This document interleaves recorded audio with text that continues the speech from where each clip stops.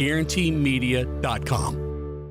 Let's face it, life throws you curveballs. At Goodwood Men's Sexual Wellness, we help you stand tall. Whether you're facing ED or battling low T, we've got the solutions to help you regain the oomph you need. Goodwood is your partner in men's sexual wellness. Visit yourgoodwood.com. Why do billion-dollar insurance companies regularly delay and deny valid claims? Because that's how they got to be billion-dollar insurance companies. If you've been injured, I'd like to help. Spencer Callahan is the one to see. Call 387-2323. LA filing number 16-7969.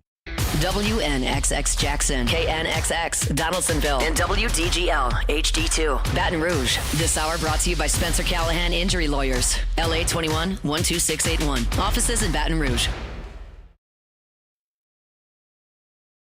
Now, the Hunt Palmer Show. Yes! I feel like I've been waiting for this my entire life. You're listening to the Hunt Palmer Show on 104.5 ESPN Baton Rouge. Jolly good fun. Jolly good. Locking down the middle of the day. America's favorite daytime fun show. Live from the Mercedes-Benz of Baton Rouge studio.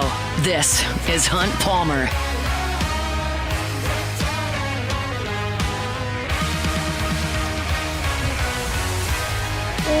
Welcome in. Hunt Palmer coming to you from the Mercedes-Benz of Baton Rouge studio downtown in the capital city on this Monday. Means we're brought to you by Gulf Coast Office Products. Hope your work week's off to a good start. Hopefully not working. National holiday today for Dr. Martin Luther King Jr. And a lot of folks not working tomorrow as the weather is going to impact us here in South Louisiana. We will be taking the day off locally, and we'll reassess things coming up on Wednesday. So kind of going to be a helter-skelter week, but there's a ton to talk about, and we're here to do it over the next 2 hours. Got Jacob Beck and Jordan Kitchens back there on the ones and twos, and fired up. You're hanging out with us here on 104.5 ESPN Baton Rouge. We'll talk to Denton Day at the bottom of hour number 2. Denton, of course, Washington Commanders fan. Good weekend to be a Washington Commanders fan. That's not something I've said very much over the 4 years of this show, but it is good to be a Commanders fan. We'll talk to him about Jaden Daniels and Washington. Move on to the NFC Championship game, the rest of the NFL playoffs. Of course, we will crown a national champion in college football tonight as well. I'm going to squeeze some baseball into this show at the end of hour number 1, so be sure you're hanging around for that. But we'll start the same way we start each and every day. That's with our Genesis opening drive. It's time for Hunt's opening drive, presented by Genesis of Baton Rouge. We're going to start with LSU basketball, and then we'll probably leave that in. Move kindly on, but LSU did play a basketball game Saturday night in College Station, and the Tigers were beaten by 11. 68-57 was the final against Texas A&M.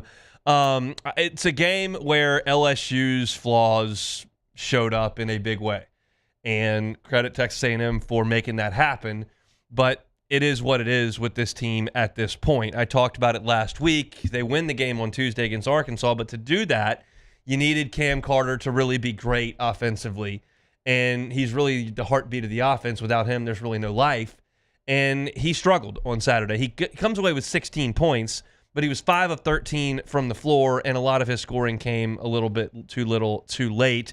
And outside of Cam Carter, your starting lineup was inept offensively. You had Curtis Givens go 2 of 7 from the floor for 6 points. Jai Bailey did kind of what he does, 3 of 6 from the floor for 7 points. Damian Collins scored 4 points and had 4 fouls. And Corey Chess didn't score. He didn't even take a shot. So that's the rest of your starting lineup coming up with 17 points in the game. Cam Carter 16, starters 17. And it caused LSU to go into a massive drought. They did not make a field goal for nearly 8 minutes in the game, from the 14:08 mark to the 7:16 mark in the game. They, in that point, had 6 turnovers and 5 missed shots. That, with some quick math, suggests that they had more possessions that didn't end with a shot than did end with a shot. They're just incapable of finding any other scoring punch when Cam Carter and, quite frankly, Jordan Sears aren't humming. And while Sears doesn't start, he came off the bench, and he, in the game, went 1 of 8 from the floor, 1 of 7 from 3. So there's just no offensive punch there. LSU fought. They scrapped and clawed. They got to the break tied. It was a 3-point game with 8 minutes to go. Like, they were hanging around because they did a really good job in the first half of limiting Texas A&M's offensive rebounding. A&M only had 5 offensive rebounds in the first half, and they didn't result in any points. And that, we said on Friday, is really the only way that A&M can score. They have the worst field goal percentage in the SEC, but they're the best offensive rebounding team in the nation. And LSU kept them off the offensive boards in the first half. But in the second half, A&M got to the offensive glass. They had 9 offensive rebounds in the second half. And LSU's biggest bugaboo finally bit with 18 turnovers in the game.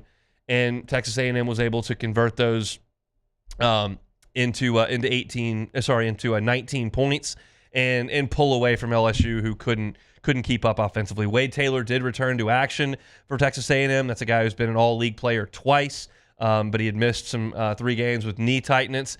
He wasn't great, 3 of 13 from the floor, but he did dish out 4 assists, and A&M was plus while he was on the floor. But it was just LSU is not good enough on offense to keep up. And ultimately, that was the story of the game. It's a team that desperately needs Jalen Reed's punch in the front court. They don't have it, so you've got Damian Collins and Corey Chest that don't do a heck of a lot. And then you've got an offense that just doesn't create enough good shots outside of Cam Carter. So when he plays well, LSU will be in good shape. When he doesn't, that's the result. 57 points and an 11-point loss. This is the game, in my opinion, that kind of finishes the job. It's just very difficult for me to see them winning. I think the next 2 games are the toughest 2 games probably remaining on their schedule, at Alabama, and then number 1 Auburn comes to the PMAC.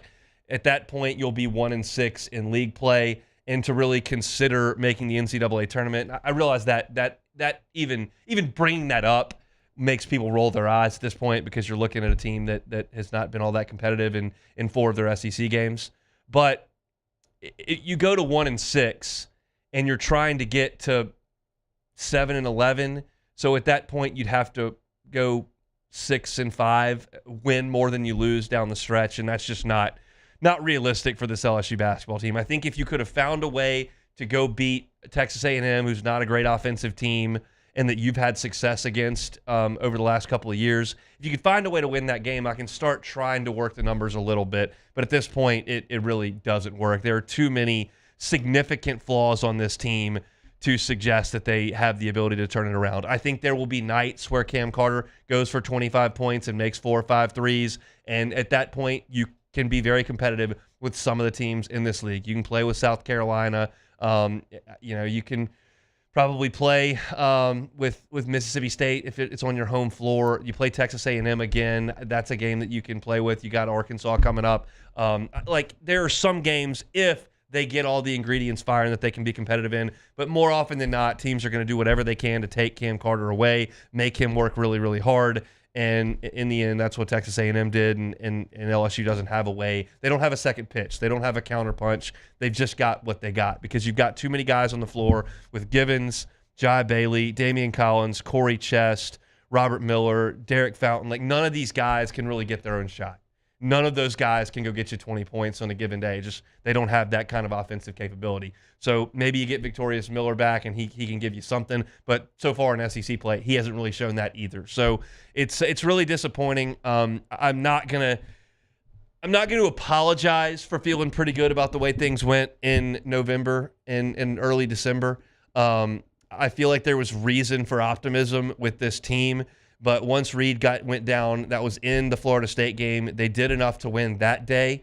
But you look at it now and you kind of understand what they are and what they're up against in this league. And quite frankly, you're a bottom 3 team in the SEC, and I think that's probably where you'll stay the rest of the way. So it's disappointing, because they looked like they had some really good stuff going on early, but a little bit's fool's gold, because Florida State's not very good and Kansas State's not very good. And Central Florida's not very good, and those are the games you were kind of hanging your hat on, and none of those teams would be overly competitive in the SEC, and that's where LSU finds itself, and each game is just difficult. You're coming off the floor against a team that's ranked in the top 15 on the road, and the next 2 teams you play are ranked in the top 4. So it's just merciless, and I've seen LSU basketball teams that are worse than this one, significantly worse, I think. But this is just the wrong year to be a pretty mediocre team, and that's kind of what you are. So it was good to see him fight. It was good to get to the half tied. It was good to get to the 8-minute mark, feeling like you really had a chance. But when you go almost 8 minutes without a field goal, and over the course of that time you turn the ball over more than you miss shots, it's It's just not enough. And that was the case for LSU in College Station. Texas A&M wins it 68-57. LSU is in the part of the schedule here where you get a little open date. That's with the league gets that to everybody. So LSU is not going to play this week. They'll have a chance to practice, see if they can get Victorious Miller a little healthier. And then you go to Alabama on Saturday with Auburn coming in next week. So no LSU basketball games this week until Saturday when they go to Tuscaloosa, which has not been great to LSU when LSU's got its good or better team than Alabama, when Alabama's a lot better.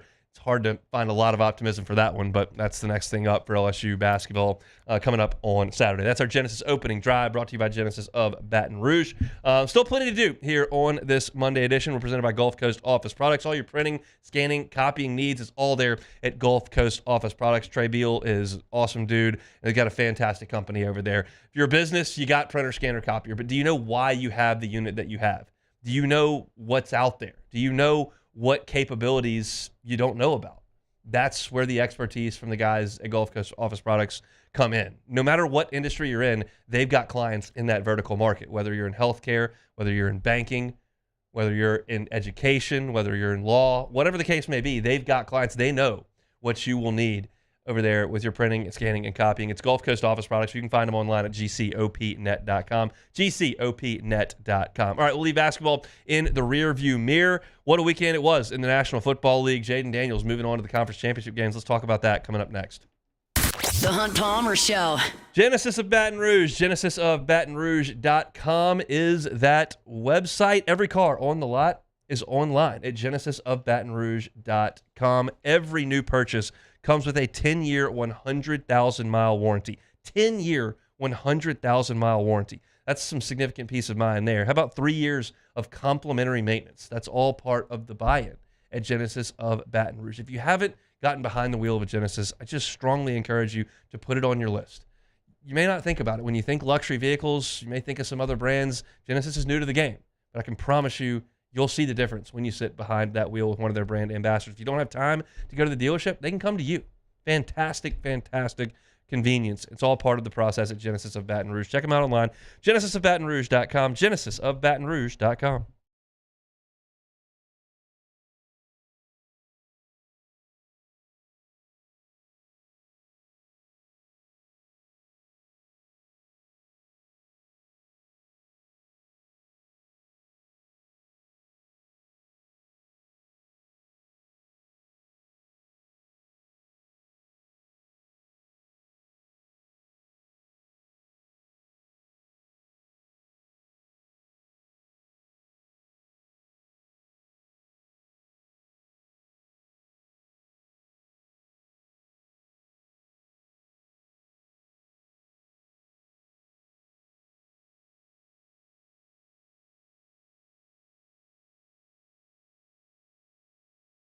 At Bayou Automotive, we believe in a sales process that puts you first. We want you to experience an easy purchase with clear pricing and great service. Let Bayou Ford and Bayou Chrysler Dodge Jeep Ram be your trusted partners in finding your perfect vehicle. The crew at Bayou Automotive is going to do right by you.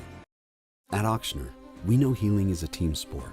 That's why we've partnered with world-renowned orthopedic surgeon Dr. James Andrews to create the Auctioner Andrews Orthopedics and Sports Medicine Institute.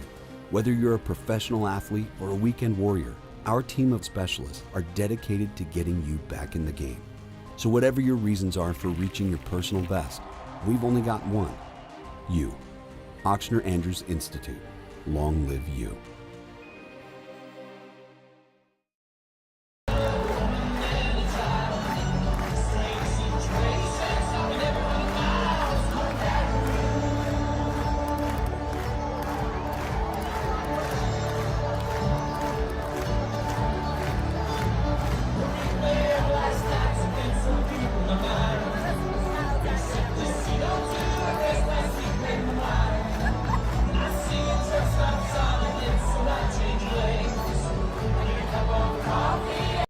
Gulf Coast Office Products is a nationally recognized Savin office equipment dealer based right here in Louisiana. Over 100 employees strong, Gulf Coast has the boots on the ground to support all vertical markets, from education, engineering, legal, and finance, with the latest in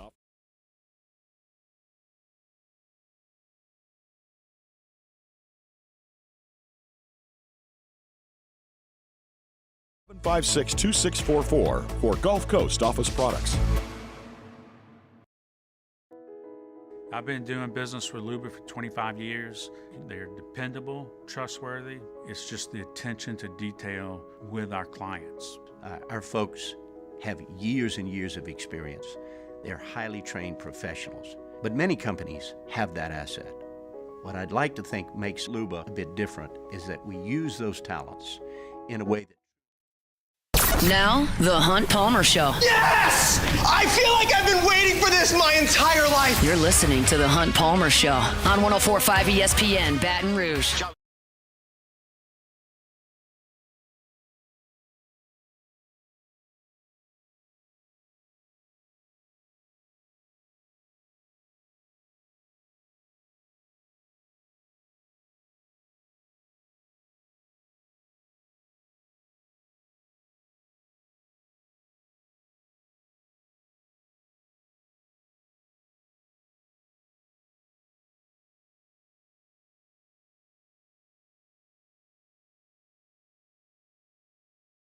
To 31. I mean, I've got a lot of thoughts on this game, but I think you would be disingenuous if you led with anything other than the fact that you can't win when you turn the ball over 5 times and the other team never gives it away. And that, to me, I think is probably the most impressive thing about Jaden Daniels. It's not the speed. It's not the big plays. Well, all that's great. It's the fact that he just doesn't seem to make a mistake. And we saw it here in Baton Rouge. I mean, towards the end of the season, really after the Mississippi State game 2 years ago, like he was almost perfect. But you don't know if that's going to translate to the NFL, and oftentimes it doesn't. But you're hearing not like one person. I just read Chase Daniel said it earlier today. We've seen it from Dan Orlovsky and Mike Greenberg. This is considered the greatest rookie run in the sports history by multiple people who were paid to talk about this. It's been incredible. Famously, Peyton Manning struggled in his first year, turned the ball over a ton. The Colts didn't win a lot of games. Joe didn't have, an earth-shattering first year coming out of LSU, and then he got hurt towards the end of it, so that was cut short. But he looks playing against the 1 seed in the divisional playoffs like he did playing a non-conference rent-a-win in Tiger Stadium. It's just complete poise, total control, heartbeat never too high, big plays, tons of points, no mistakes. It's just remarkable. The Lions in this game ran for 201 yards and threw it for 320 more and still lost by 2 scores. And that's because you turned the ball over. And Jaden, to his credit, just cool as could be. 22 of 31, throws for 299 yards, so a tick under 300, 2 touchdowns, never sacked, no turnovers, no fumbles, needs to run. He runs 16 times for 51 yards. Washington is being uber aggressive. And I'll say, I didn't love it in Tampa and it paid off, and I didn't love it again in this game, continuing to go for touchdowns down there in the red zone in 4th and short situations. But it's working, and the analytics say to do it, and Dan Quinn is doing it, and it's working. I mean, they implicitly trust Jaden Daniels to continue to make play after play after play, and he makes play after play after play. This game ultimately was decided because Denver turned the ball over 5 times, and Washington didn't, as I said, but that still doesn't take anything away from just how great Jaden Daniels has been. I think that ultimately this run is going to end in the next 2 games because their defense, to me, just is not quite good enough to win as many games as you need to in the playoffs. But if Jaden continues to go out there and score 45 points, they'll have a chance. His defense chipped in with 1 defensive score. But I'm just, I'm amazed that Jaden Daniels is able to do this consistently at that level. There just didn't even seem to be an adjustment for him. It was a continuation of his time at LSU. And I was thinking about this in thinking about Jaden Daniels yesterday. There were a lot of LSU fans that wanted to change quarterbacks entering the 2023 season.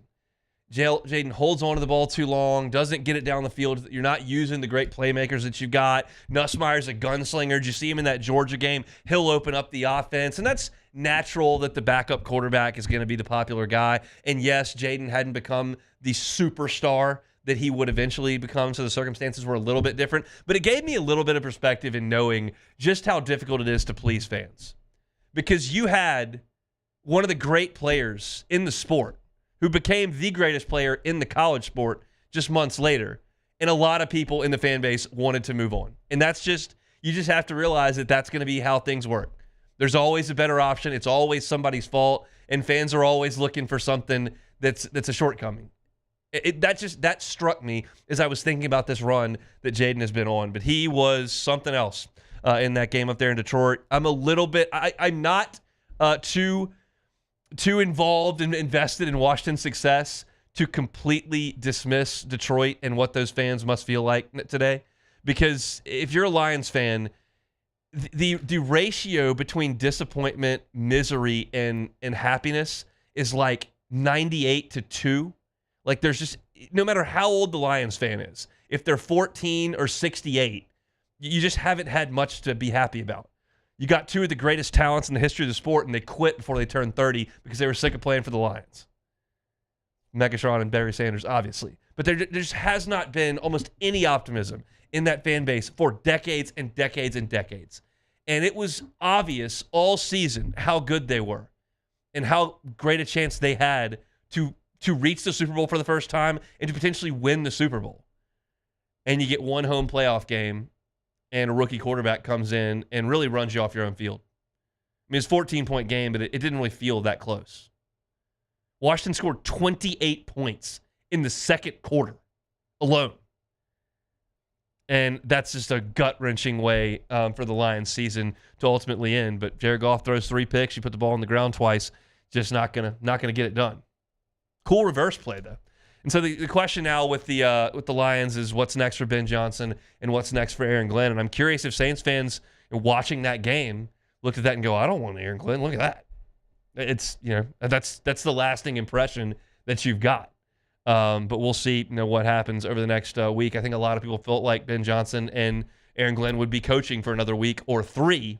And now they're available to start talking to teams in person. And I would imagine that's going to happen pretty quickly. Yeah, and Adam Schefter is reporting that he says Johnson and Glenn will have jobs no later than the middle of this week, apparently.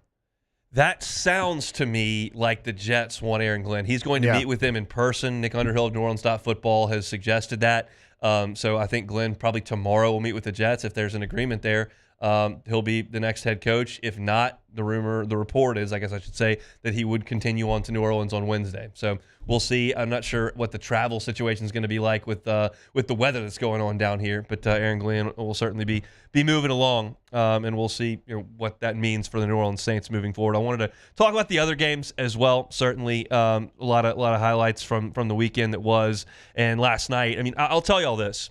Like, my wife does not give a rip about sports, just not at all. She was a Saints fan when Drew Brees was in a bajillion games. She liked that part of it when she was living in New Orleans, but she hadn't been to an LSU game in years and doesn't watch the Saints anymore, and she just doesn't care about sports. I tell you that to tell you that last night she was watching Ravens-Bills because I was in there watching and Myers was watching, and she reacted to the Mark Andrews drop.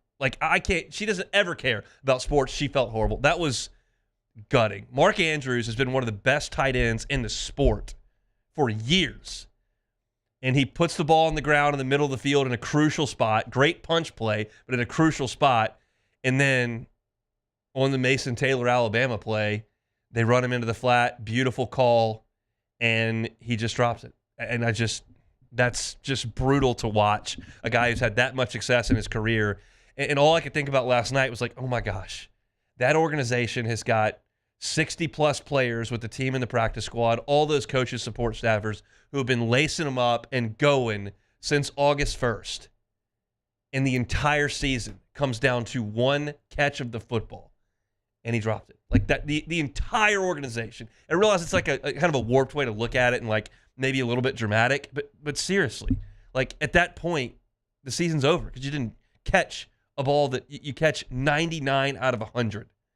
Couldn't make the play. I thought it was the proper play, by the Bills to kick that field goal on 4th and 2. You got under 4 minutes to go. You make it 8. You make it to where they've got to drive the field and score a touchdown and get the 2-point conversion. You're going to have to stop them one way or another. I thought going up 8 there was the proper thing to do, and it ended up paying off because they couldn't stop Lamar, but the Ravens couldn't get it done at the end of the game, and it sends the Bills to Kansas City next week. The Eagles beat the Rams 28-22. I've got a take on this game. Beck and Jordan, y'all are football guys. I'm curious to hear what you think about this. I know this is an old man yells at cloud deal. I get it, but it's just the way I feel. I don't like when these massive games are so massively affected by the weather. Like, that's not real football. You got DBs that can't pivot. It's hard to hold on to the ball. Like, I realize people love it. It looks cool on TV, and they can heat the field so you can see but you got guys out there on ice skates trying to play football in the most meaningful games of the year. That doesn't do it for me. I'd rather watch them play in a dome. That's just my old man yells at cloud take. I just feel like you work on things and the game is played one way all year, and then you get into the playoffs where we play the most important stuff with the best teams, and we got guys kicking ice around. I don't like that. Yeah, I'm with you, man. It's unfortunate. I'm not going to say that the Ravens wouldn't have lost if they were playing in a dome. Maybe they wouldn't have. It's hard not to say that. Exactly, but I just think you can just watch the game, and it's not the same. You can, it's definitely different, and like you said too, it would be one thing if this was happening early in the season and then later in the playoffs that it wasn't happening. But this is usually happening most of the time only in the playoffs because it's so late in the year and the weather is so bad and it's also partly because we have these teams like the Bills and the Ravens and the Chiefs that play in they usually have weather affected. It's if it was the Dolphins we wouldn't have to worry about it. But because these teams are so good, we see it every year now, so it's just becoming more prevalent. Do you like games in the snow? Well, the way I'm looking at it, Hunt, maybe our view is so warped because we're from the South. Like we're not used to this because when you hear people like the people of Buffalo, because Buffalo's been a new stadium, why are they not building a dome? They should. If I was commissioner, they'd be building a dome. Exactly. But I'm not. But they don't want to build a dome, so it's like they love it, we hate it. I like I'm not that concerned with the fans. They can dress for that. They know what it's like to go out there when it's 8 degrees. They got jackets and they got hand warmers and the whole deal.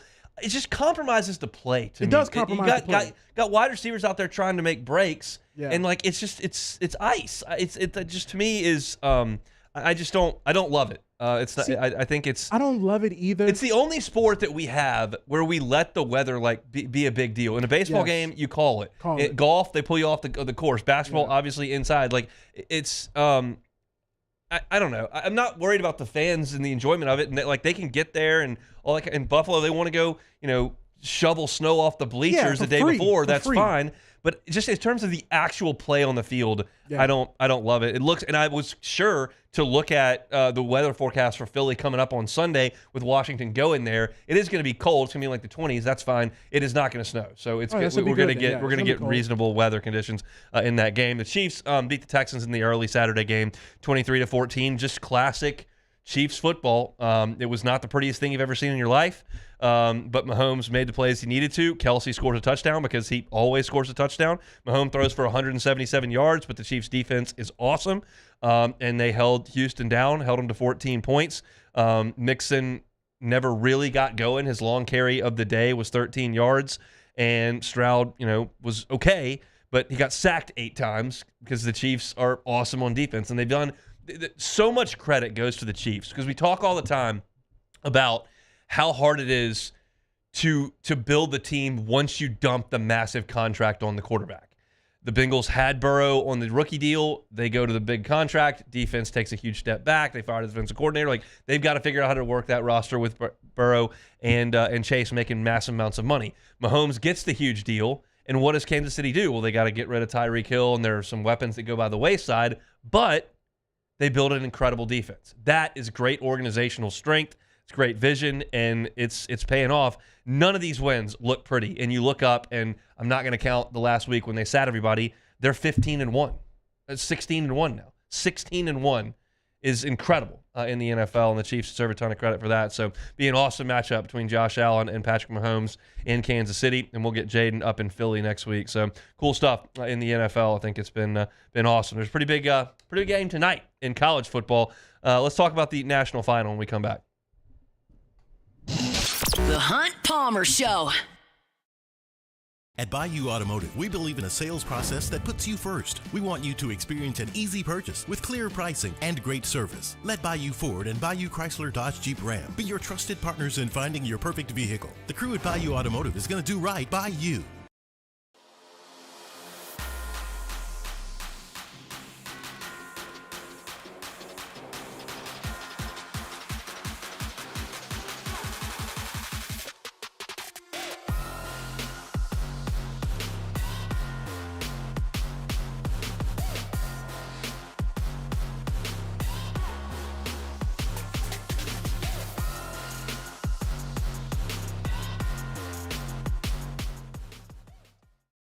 At Bayou Automotive, we believe in a sales process that puts you first. We want you to experience an easy purchase with clear pricing and great service. Let Bayou Ford and Bayou Chrysler Dodge Jeep Ram be your trusted partners in finding your perfect vehicle. The crew at Bayou Automotive is going to do right by you.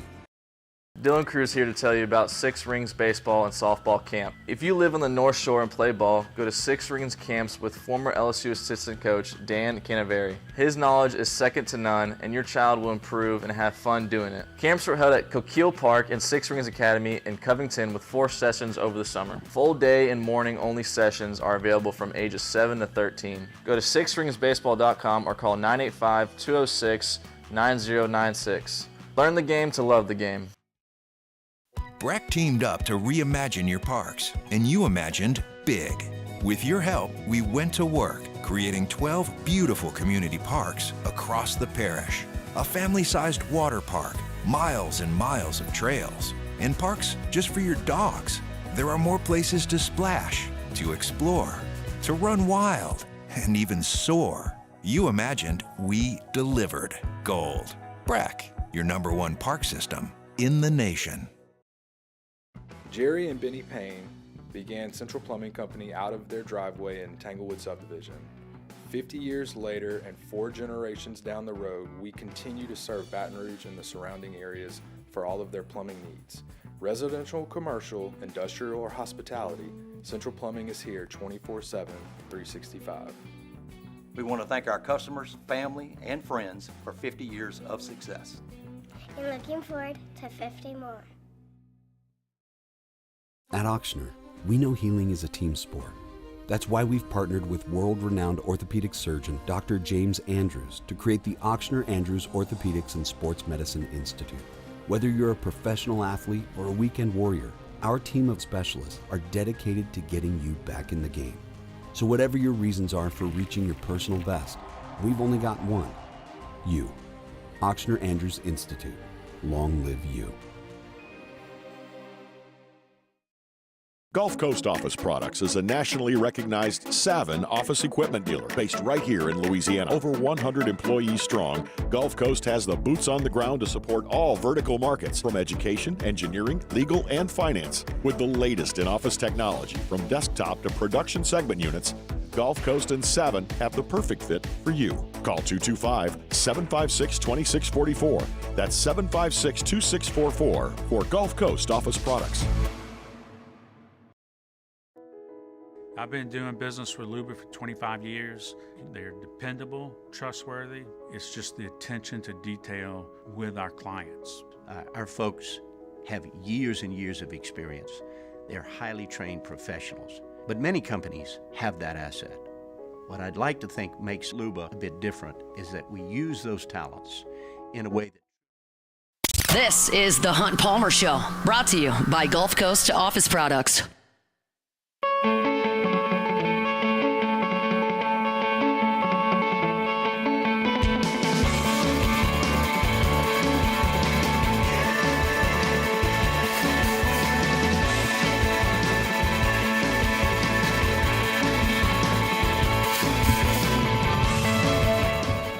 All right, so I'm going to squeeze some baseball into the back end of this hour. There's been some topic of discussion on the infield, and I'll give you kind of my thoughts on that for LSU at the end of this hour, so about 10 minutes from right now. Let's preview the national championship game, Notre Dame and Ohio State. Quickly to y'all, too, has the playoff lasted too long? Is January 20th too deep into the month to play a college football national championship? No, go ahead.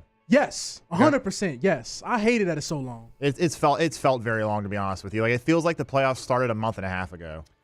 It was a month ago. I mean, you're talking about right there at the in the middle of December. So it's been a long process. I don't know that I've thought it's too long. It does feel like LSU has not played in decades. Yeah. So I get that perspective, but like it's not. I don't think it's going to. I loved watching the semifinals, and I'm excited to watch tonight. So I'm not. I don't think I'm not too anti on that.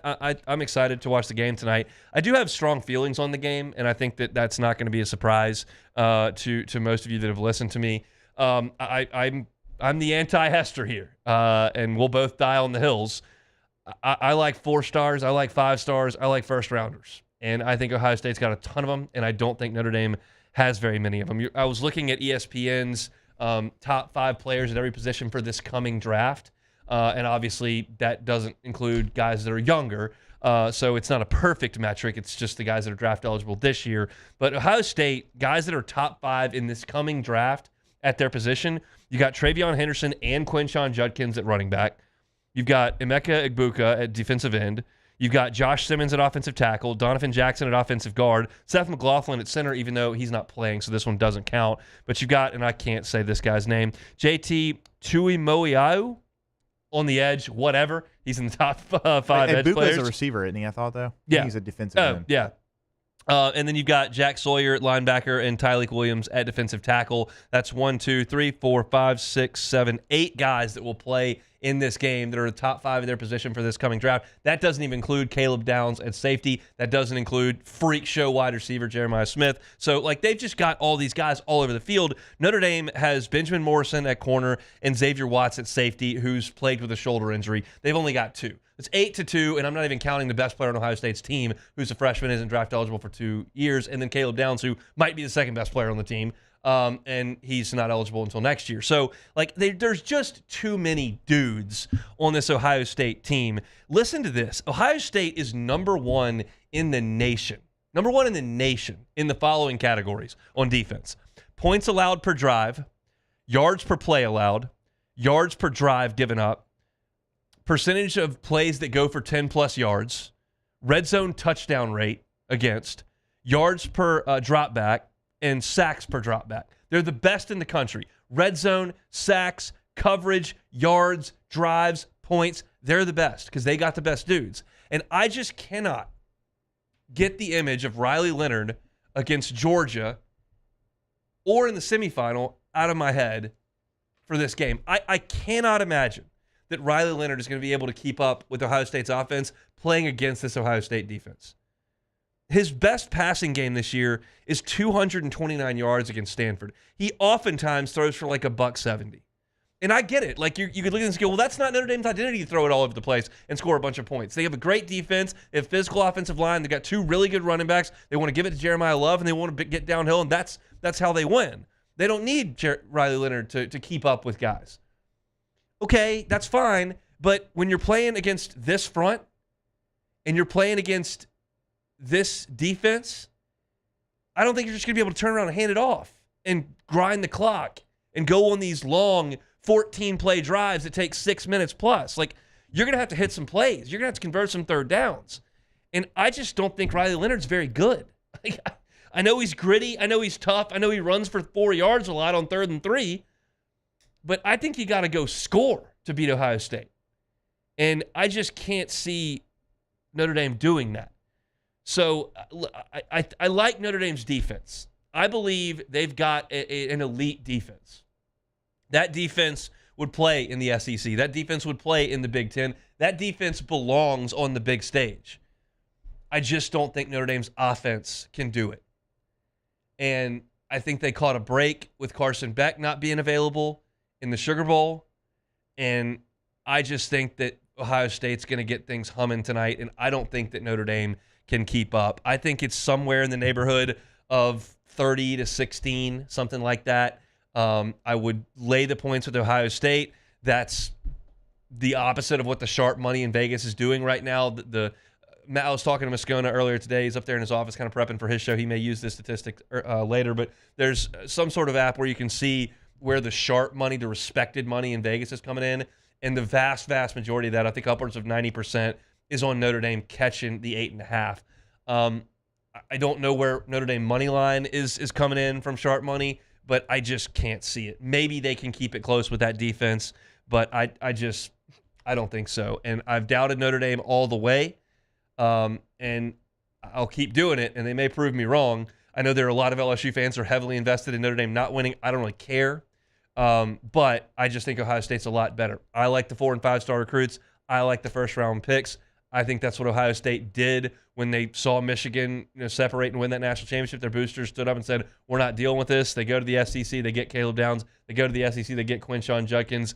They've got already a really solid kind of foundation with Travion Henderson and Josh Simmons and with Jack Sawyer, who's just a Buckeye through and through. And this roster is just better than everybody else's. And Tennessee found that out, and Oregon found that out, and I think that Notre Dame finds that out this evening. But I'm excited to watch. I'll get y'all's thoughts on it. Do either one of you think that Notre Dame's got a fighting chance to stay in and win this game?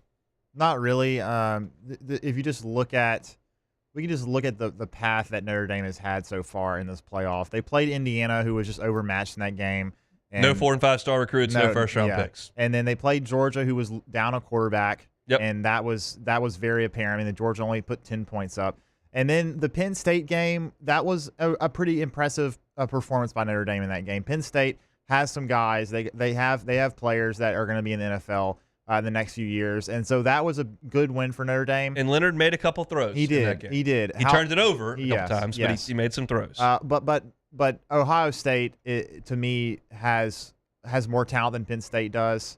And I can't see Notre Dame I can't see them scoring enough to be able to keep up with Ohio State. The only path I see for Notre Dame involves 3 turnovers. There's got to be turnovers. Yeah. They've got to get 3 turnovers, and one of them's probably got to go back the other way. Strip sack, they pick up, tip pass that goes the other way. That to me is the only path. You see a way for Notre Dame? I don't see. It's not I don't see a way for them. I just can't have Notre Dame winning. I can't do an off-season of Brian Kelly talk of well, look, Brian Kelly's gone. Notre Dame's a winner finally. Like I for my personal preferences, I just can't do that, Hunt. So I need Ohio State to thump them. And I'll say this. I will say this. We can talk about Notre Dame's path all we want. We can talk about that being a light schedule that they put together because they're not in the conference. We can talk about nice breaks in the playoff. If they beat Ohio State, you have to put the narratives to bed because Ohio State is that dude. That is to be the man, you got to beat the man. I hate that saying. I don't believe in it, but it just so happens the man did show up for Notre Dame. They didn't get some sort of a deal where you got to play a lesser team in the final. Like you got the big bad wolf. Like this is the best roster in college football. So if Marcus Freeman wins this game tonight, you can definitively say that he raised Notre Dame to a level that Brian Kelly could not. 100%. And that doesn't mean that Brian Kelly can't win at LSU. It just means that Freeman will have done something. I'm not giving you credit for beating Indiana. That's not going to do it. The backup quarterback does matter in the Sugar Bowl, and nice job against a Penn State program that's never won on the big stage either. But you can talk your way around those. You beat Ohio State in Atlanta. I'm done. You've done what you needed to do, and that's it. I feel there's got to be a little bit of disappointment's probably too strong a word. I'm not sure what I'm looking for, but Marcus Freeman's got to be a little bummed that the biggest day of his professional life is against his alma mater. That's the jersey that he put on. That's he was a proud team captain, played for national championship 2 times at Ohio State, lost both of them against Florida and against LSU. He was on that team in 2007. I saw a little interaction yesterday between Hester and Marcus Freeman where Hester asked Freeman a question. He was at the podium, and Freeman said, I've gotten to this stage, and I lost twice, once to you, looking at Hester. So that's got to be a little disappointing. I think if you're an LSU fan, you're listening to me, and you think you take a great job and you get an opportunity to coach it, or whatever the case may be, and you show up to try to win a championship for the first time, and your alma mater is on the other side. That's got to be tough. But for tonight, Marcus Freeman will put that on the backboarder, and he'll try to go win a title for Notre Dame. I like the Buckeyes. I like the Buckeyes to cover, but we'll certainly break it down on maybe Wednesday's show. Because tomorrow we will be off for the weather. All right, I teased it a couple times in this hour, so we'll step aside and come back when we close out hour number 1. Been talking about the LSU baseball infield. I've gotten a lot of questions about it, and I'll tell you where I think things stand as they get ready to start practice coming up on Friday. We'll do some LSU baseball talk when we come back. The Hunt Palmer Show. Audio Video Security Solutions, avssla.com is the website. And for us in the Palmer house, we trust Audio Video Security Solutions with our burglar alarm and with our security cameras. And they did a phenomenal job on the installation. I've got 24 hours a day, 7 days a week, the app right here that I can always look at the front door, always look at the back door and from anywhere and see where how things are looking. I can always go back and rewind. I can pause. There are no cloud storage fees that I've got to pay. And I told you all the story a couple of weeks ago, and we decided we wanted to put a keypad also by the back door and in our bedroom so that we can hear when a door may open, because the Myers man can now open doors. Well, now we've got that installed in the bedroom, and it took 1 day. Called Mitchell, said, hey, we'd like to put another keypad in the bedroom. Like, okay. It was over the next day. Done. Took like 30 minutes. That's the kind of customer service you get from a quality local company like Audio Video Security Solutions. avssla.com is the website. You can follow on Instagram at avss_BR. Audio Video Security Solutions, avssla.com.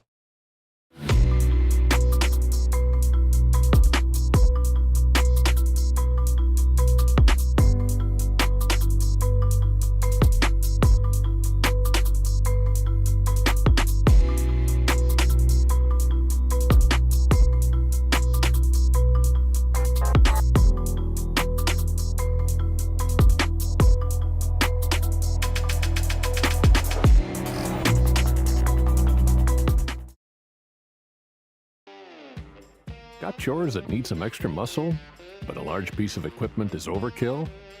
That's what John Deere compact utility tractors were made for. Powerful enough for the work you need to do. Compact enough for how you need to do it. Find the equipment that's right for you at Sunshine Quality Solutions. Check out our current promotions and learn more about what it means to be powered by sunshine at sunequip.com.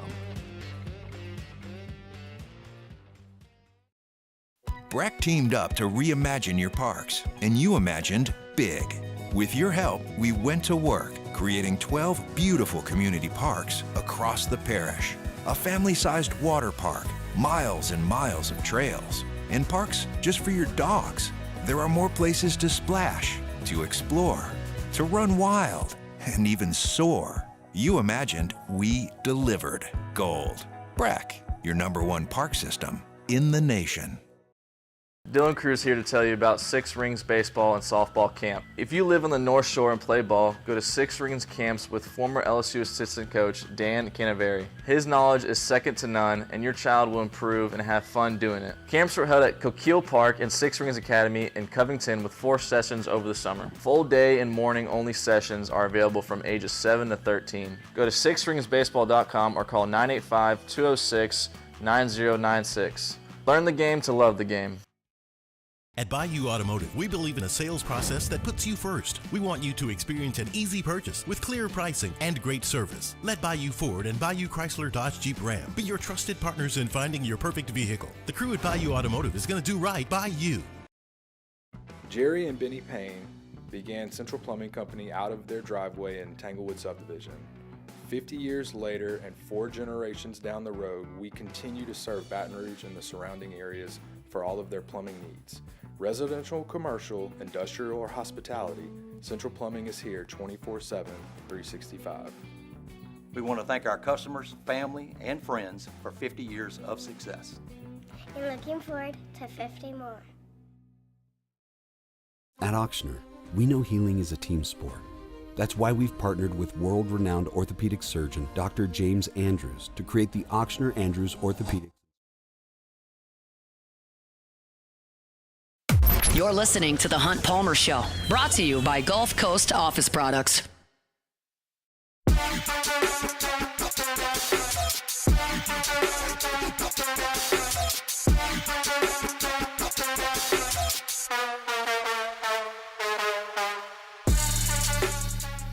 Monday show is brought to you by Gulf Coast Office Products, gcopnet.com, gcopnet.com for all your printing, scanning, copying needs. It's Gulf Coast Office Products. If you missed this a little bit earlier, we will be off tomorrow as a station. Everybody's going to stay home and ride out the weather. Maybe some snowmans being built at the Abear and Hester homes, respectively. I'm not sure how the 3-year-old Myers man is going to handle the snow situation tomorrow. We're going to purchase some gloves on the way home from the show today, and we'll see if he wants to give it a go. If he doesn't, we want to stay inside all day. We can do that too. But no local shows tomorrow for ESPN Baton Rouge. We'll reassess things for Wednesday. I want to talk a little bit of baseball. The internet has been kind of a buzz about LSU's infield, and I wrote about this in my fall recap, but it feels at that time it felt like all three of the spots opposite Jarrett Jones were kind of up for grabs. And what I wrote in my fall preview was, I know that Braswell and Milam are back, but that doesn't mean they're cemented in their places. Braswell played shortstop, obviously, for LSU all year last year, and Milam won the second base job. Those were not etched in stone. And what it felt like was that Daniel Dickinson was likely to be the second baseman, and Braswell and Milam would take a look to see who the shortstop would be, and then the other one would move to third base. And I've heard now, because Jay Johnson is in the speaking circuit portion of this. He's doing a lot of different podcasts. You search YouTube, search his name. He's sat down with Matuk and the boys. He's done a couple of national college baseball podcasts. And he has suggested multiple times in multiple different podcasts that he believes that Stephen Milam is the best defensive infielder that LSU has. That, to me, is an indication that right now, on January 20th, that Stephen Milam is LSU's shortstop. Now, they have 4 weeks of practice that could shift things. If Milam goes out there and is kicking it all over the place defensively, you know that you have Braswell to fall back on, who did an admirable job at shortstop last year for LSU. I don't know if it was elite, but it was good enough. He doesn't have great range. He doesn't have a cannon of an arm, but he made enough plays after getting off to a really bumpy start. Defensively, he was better down the stretch. So you've got a guy you can fall back on. But right now, I think that very much the plan for LSU moving into preseason practice is for Braswell to play third, Milam to play short, and Dickinson to play second base. Those can all change. You can move things around. We have seen this many, many times. But I think that is the plan right now. And so a lot of folks have been kind of looking at this and suggesting, well, Dickinson's going to play third base, and Milam's been great at second, and Braswell's already played shortstop. And that may be the way things shake out. You never really know. But I think that right now the plan is Dickinson second, Milam at short, and then Braswell over at third. How do I think that looks? I think it looks fine. I think Braswell is got enough range to play third base. I think his hands are good enough to play third base. I think he's got enough arm to play third base. I think Tommy White's probably a better defensive third baseman than Braswell, but I think he can do it. And I think Milam can handle shortstop as well. He doesn't have a huge arm, but his range is good. His hands are good. His feet are good. And then Dickinson at second base. He's a really, really good athlete. I'm a little bit more concerned about Dickinson's offense than I am his defense at this point. That's where he needs to really impact the team, is by swinging the bat, hitting for some power, and running the way that he can. So I think that that's the plan right now, and we'll see if something changes over the course of the next 4 weeks with practice. LSU baseball will fire things up on Friday. They'll have Jay Johnson's annual kind of media day where he'll take questions from the media for 30 or 40 minutes. LSU's players will be available, and then they'll have practice. I'll tell you all this. I'll talk some baseball, certainly, on this show, but I'm planning on being heavy on baseball on LouisianaSports.net starting on Friday. I'm going to be out at practices. I'm going to write practice reports just like we do for football in August and for spring ball, and we'll have some opinion pieces and a number of things over on LouisianaSports.net to get you ramped up for baseball season. I know this is a time of year where a lot of people in Baton Rouge are kind of tapping their feet because football's way in the rearview mirror. There's no more recruiting this time of year, and the basketball team is struggling right now, candidly. So folks are kind of looking around, and baseball is kind of the next oasis for them. Those guys will get things started on Friday. I should have a fall baseball practice report up Friday evening over at LouisianaSports.net, and I'll tell you where they've got some folks positioned on the diamond for defense. So they'll open the season on February the 14th in a day game on Friday. I think last week I said it was against Nebraska Omaha. That's later in the season. They'll actually be playing Purdue Fort Wayne in the season opening series. So that'll come at you faster than you think. It's a month away. But I wanted to kind of address that because it's been the shortstop position's been one that's been talked about a lot, and people have been kind of trying to read tea leaves. And again, things can change over the course of a month, but that's where the plan is at this current juncture. Our Monday shows are brought to you by Gulf Coast Office Products. GCOPnet.com is that website, GCOPnet.com. If you do business with the big box stores for your printers, scanners, copiers, you're just going to kind of be a line item. You give them a call. You might get some marketing center in Atlanta or something, and you don't have a great relationship, but they've got a lot of resources, a lot of capability. You do business with the mom and pop shop, you'll have their phone number. They'll know who you are. They'll call you by name, but do they have the resources to really service what you need? The beauty of Gulf Coast Office Products is they're right there in the middle. They've got $1 million on site here in Baton Rouge. They can handle things statewide here in the state of Louisiana. Got offices in New Orleans, over in Southwest Louisiana as well, with the big office here in Baton Rouge. They got plenty of capability, but they're also small enough to where you're going to know your rep. You're going to know Trey or one of his great teammates. If you call, you're going to get someone on the phone who knows who you are and knows where to direct your call. That's the beauty of Gulf Coast Office Products. It's not too small. It's not too big. It's right there in the middle, and they can help you. So all your printing, scanning, copying needs, check out the guys at Gulf Coast Office Products. They're online at GCOPnet.com. Open the show today talking about LSU hoops and their loss in College Station. You can find that wherever you find your podcast, Hoops with Hunt. NFL recap, Jaden Daniels moving on to the NFC Championship game. That was at 1:15. Previewed the National Championship game at 1:30. And then a little baseball talk at the end of the hour. If you want to catch any of that, you can catch it on demand at 1045ESPN.com's on-demand tab, or wherever you find your sound. Apple Podcasts, Spotify, Google, YouTube. Just search Hunt Palmer Show. Like, subscribe, rate, and review for all our Saints coverage. Hunt on Saints for all our LSU coverage. Hunt on LSU. Subscribe up to those channels, whether it's on YouTube or wherever you find your podcasts, and you can hear us wherever you may be.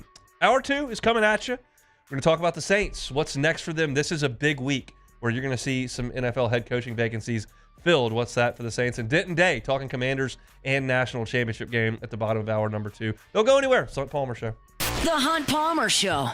One Bath and Closets. OneBathAndClosets.com is the website. David Duvall and his team, 30 years of redesigning and remodeling bathrooms and closets. Tub to shower conversions are the thing that One Bath and Closets does the most. If you've got one of those big jacuzzi-style bathtubs that they built a lot in the 80s and 90s and you never use it, you don't get in that thing, it's taking up a lot of space. Just get rid of it.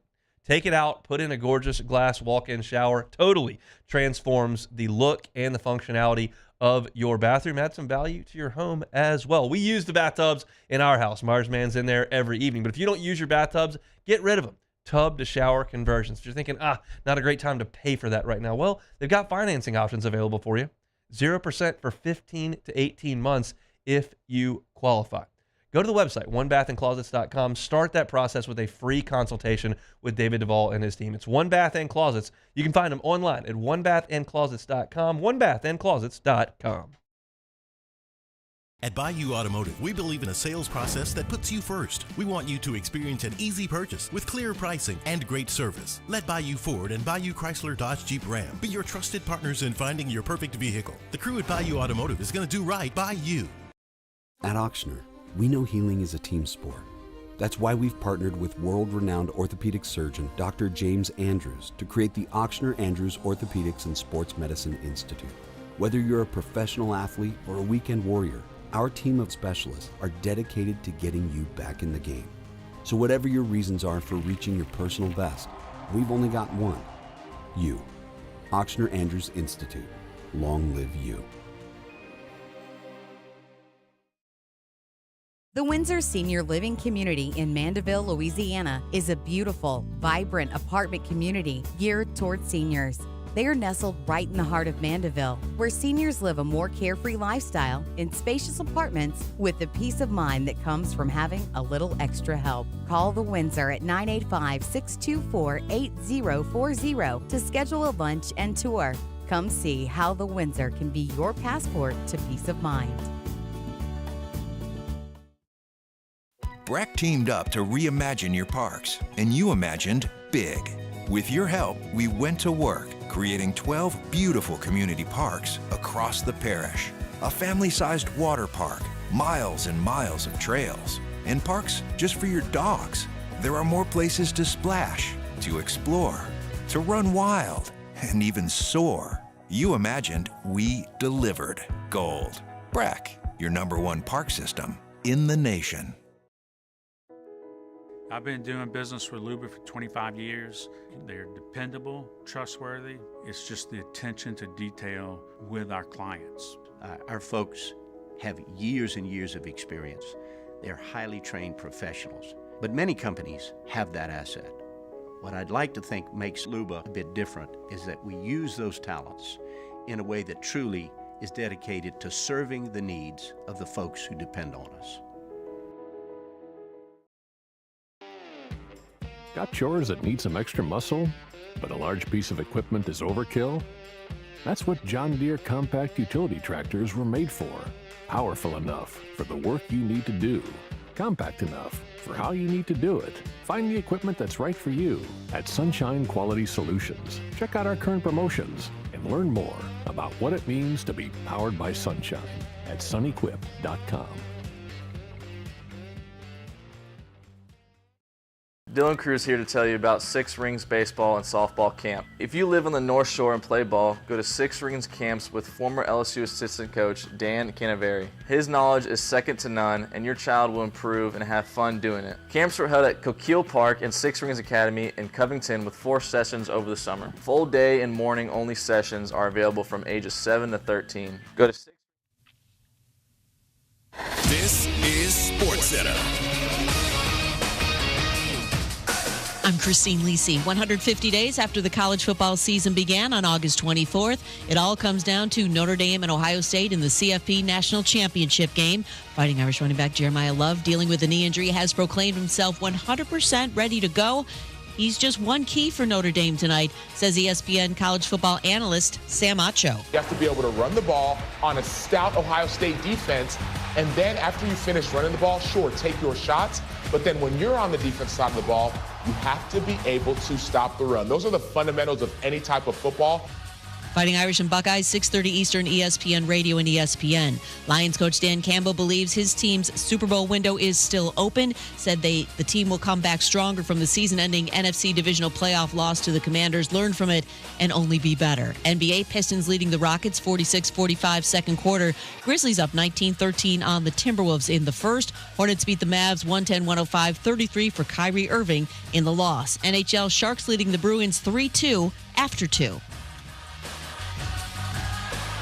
Hey, it's your resident Super Bowl champ, Chris Candy, coming up Tuesday. Another disappointing playoff loss for the Lions, but did they miss their Super Bowl window? It's Unsportsmanlike, 6 a.m. Eastern, right here on ESPN Radio, ESPN2, and ESPNU. Now, the Hunt Palmer Show. Yes! I feel like I've been waiting for this my entire life. You're listening to the Hunt Palmer Show on 104.5 ESPN Baton Rouge. Jolly good fun. Jolly good. Locking down the middle of the day. America's favorite daytime fun show. Live from the Mercedes-Benz of Baton Rouge studio. This is Hunt Palmer.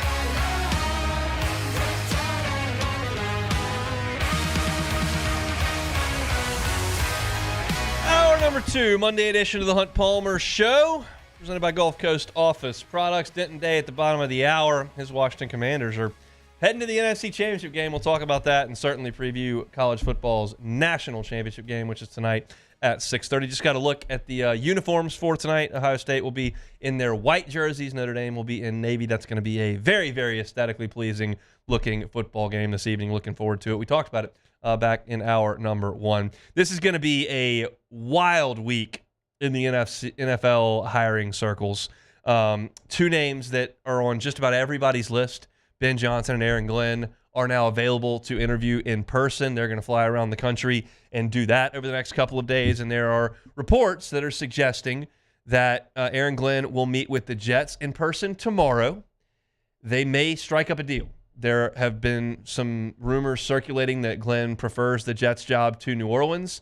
He may sign on the dotted line tomorrow up there with Woody Johnson and the Jets. If there is not a deal agreed to, Aaron Glenn will then fly to New Orleans on Wednesday and meet with the Saints. That seems to be the 2 spots that are most likely for his landing. There is a Jacina Anderson report that just surfaced that says that Ben Johnson is very, very strongly considering the Chicago Bears offer, and that would take him off the market. That's kind of where people have suggested that Ben Johnson would land. Caleb Williams is an exciting young player. They've got a ton of cap room, and that may be the best landing spot for Johnson. Glenn is looking at a pair of places where he played, St. Louis, New Orleans, and New York. So I'm curious how Saints fans feel about Aaron Glenn today, and if it's different than how they felt about Aaron Glenn back on Friday. Because clearly, Saturday, Washington went up and down the football field. Now, in the other biggest game that the Lions played against the Vikings just 3 weeks earlier, where the 1 seed was on the line in Week 17, the Lions were awesome on defense. Awesome on defense. They held the Vikings to 14 points, put a muzzle on them, and we know that the Lions have dealt with a litany of injuries, including to their best player, Aiden Hutchinson, who is a game wrecker. So I don't think Aaron Glenn's candidacy should be boiled down to 4 bad quarters against Washington. I think you have to look at the entirety of his body of work in the league.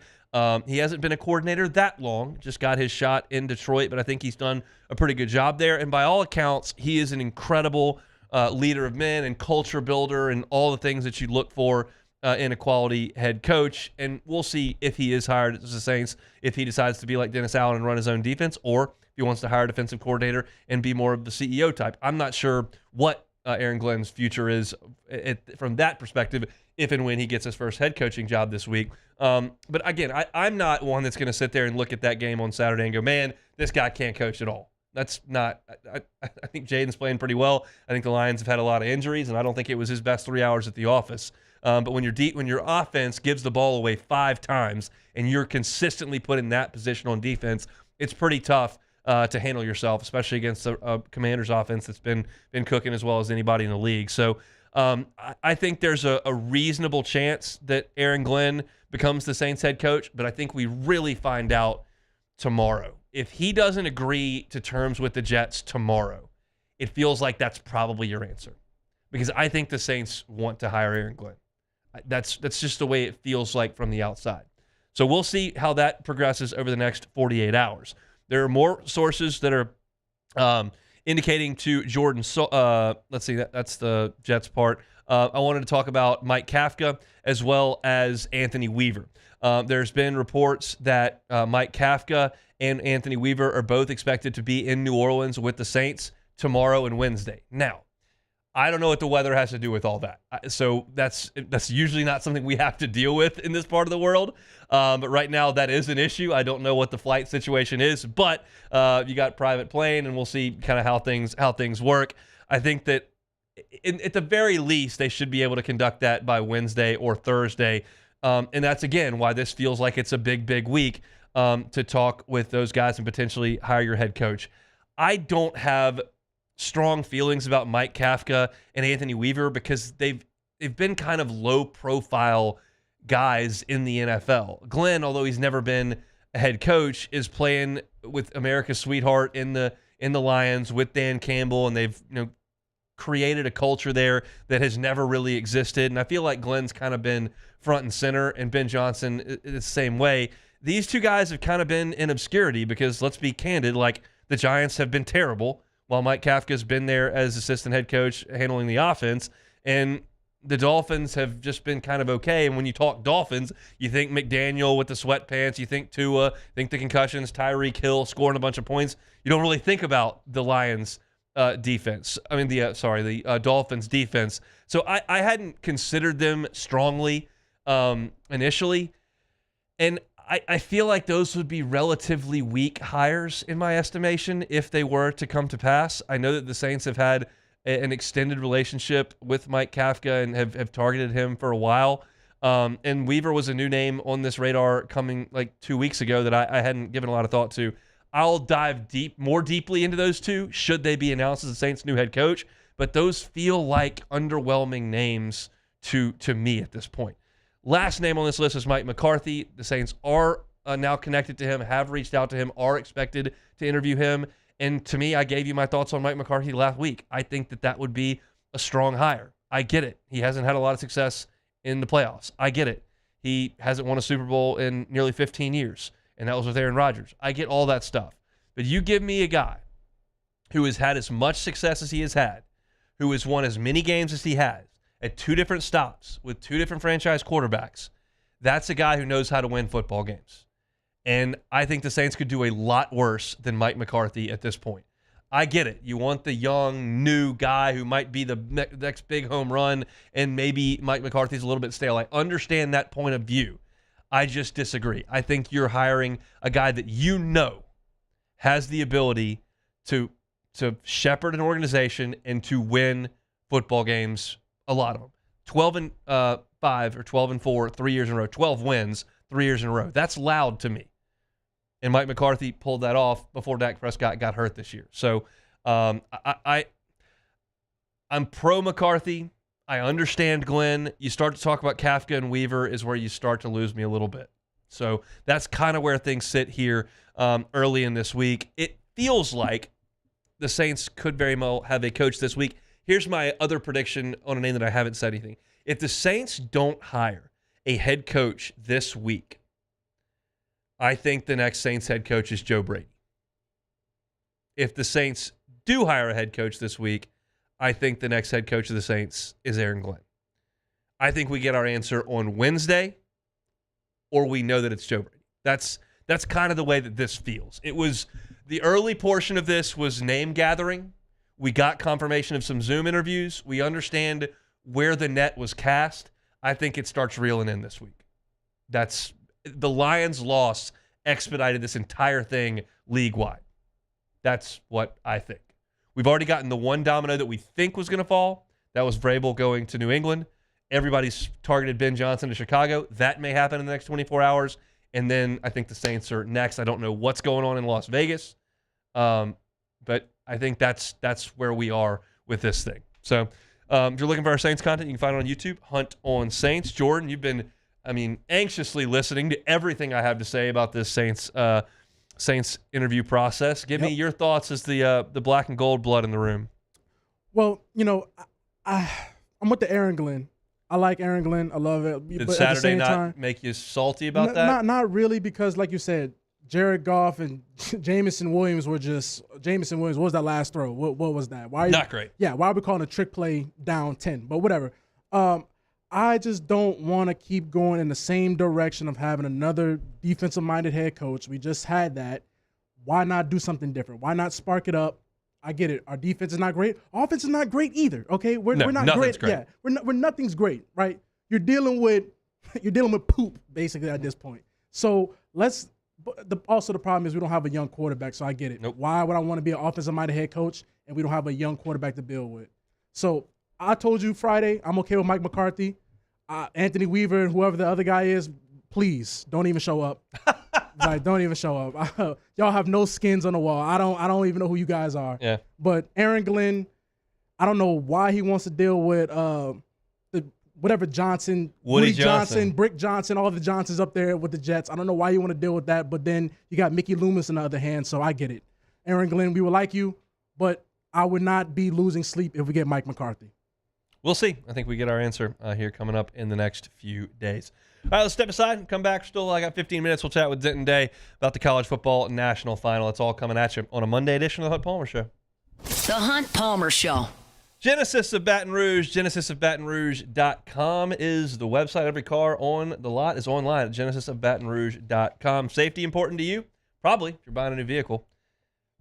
Genesis' entire line was given the IIHA top safety pick. Some of them were top safety picks plus. And every vehicle in the line, from the entry level all the way up to the highest end level, is outfitted with the same basic safety features. They don't skimp anywhere there at Genesis. Safe, they're sleek, they're stylish, they drive wonderfully.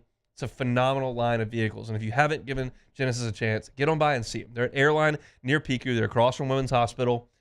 And they've got an unbelievable facility and a great line of vehicles with a fantastic staff that's wonderful to work with. It's a great, great, great organization. If you're in the market for a new vehicle, get on by Genesis. Tell them the Hunt Palmer Show sent you and pick up a vehicle. It means you'll get a 10-year, 100,000-mile warranty that comes right along with it. Genesis of Baton Rouge. They're online at genesisofbatonrouge.com. There it is, the extra mile, on the border of expected and extraordinary for those willing to go further. Like vans customized for work or play, with safety and tech to keep you connected. supported by a 5-star sales, service, and finance team, and backed by the 1-star you know. So go the extra mile. It's never crowded because so few have what it takes to go there. Mercedes-Benz Vans.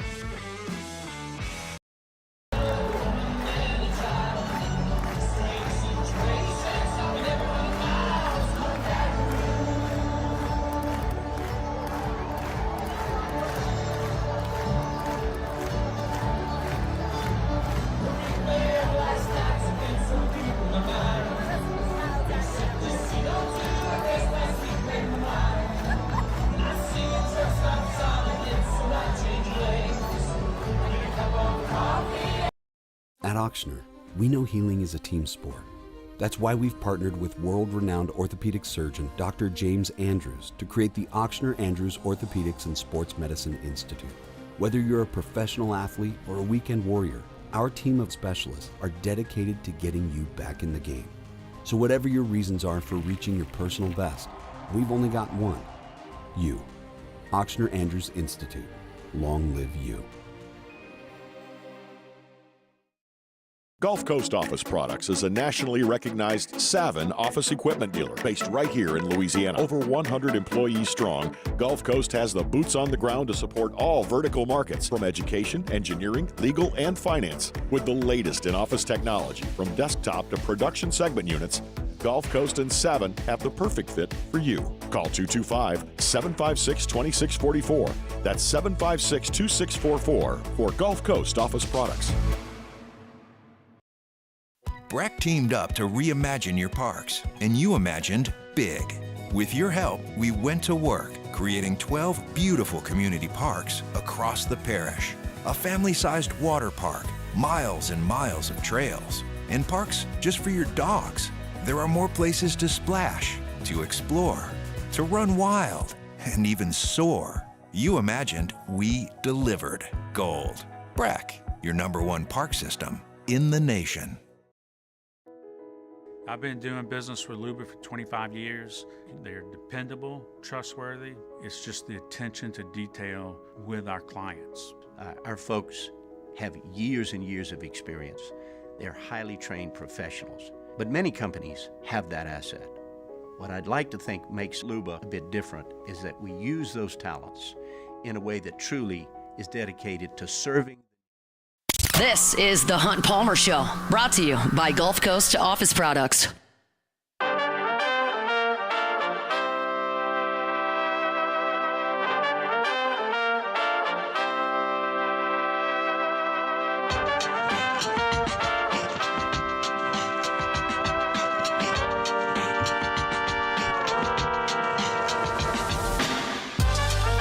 So I watched a little bit of SEC hoops on Saturday, and there was some really compelling basketball on. Alabama and Kentucky was everything I thought it was going to be on Friday when I talked about it. Those are two of the most aesthetically pleasing offenses that you will find in college basketball. The result of that was a 102-97 track meet that really never slowed down from start to finish.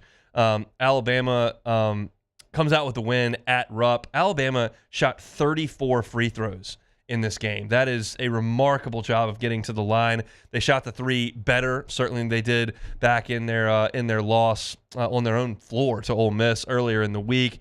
And Kentucky was great offensively, too. Kentucky shot 41% from the three. They made 11 of them. And they scored 97 points against a team that usually plays some pretty good defense, but Alabama just got too much firepower. They had Grant Nelson with 25 points. Mark Sears, who's probably the front runner for Player of the Year in the conference, had 24 points. And it was just awesome to watch. Those are two teams that I think are good enough to win the national championship. I really think those teams are good enough to win the whole thing. And Kentucky fans, even though you lose that game at home, have got to be looking at what's going on at Fayetteville, Arkansas, and they're just got to be so happy that John Calipari is not in Lexington anymore, because later on in the day, Arkansas went to Missouri and got smoked by 18 points. They are 0-5 in league play and don't seem to have any sort of identity at all, except the fact that they have a lot of guys that were highly recruited. And that's kind of the issue with Calipari, is that there was a time there where he had the market cornered on the best players in the country. He was going to get John Wall. He was going to get DeMarcus Cousins. He was going to get Anthony Davis. He was going to get Michael Kidd-Gilchrist. He was going to get Karl Anthony Towns. He was going to get the best players, and then that stopped. And he was still getting good players, but not the best players.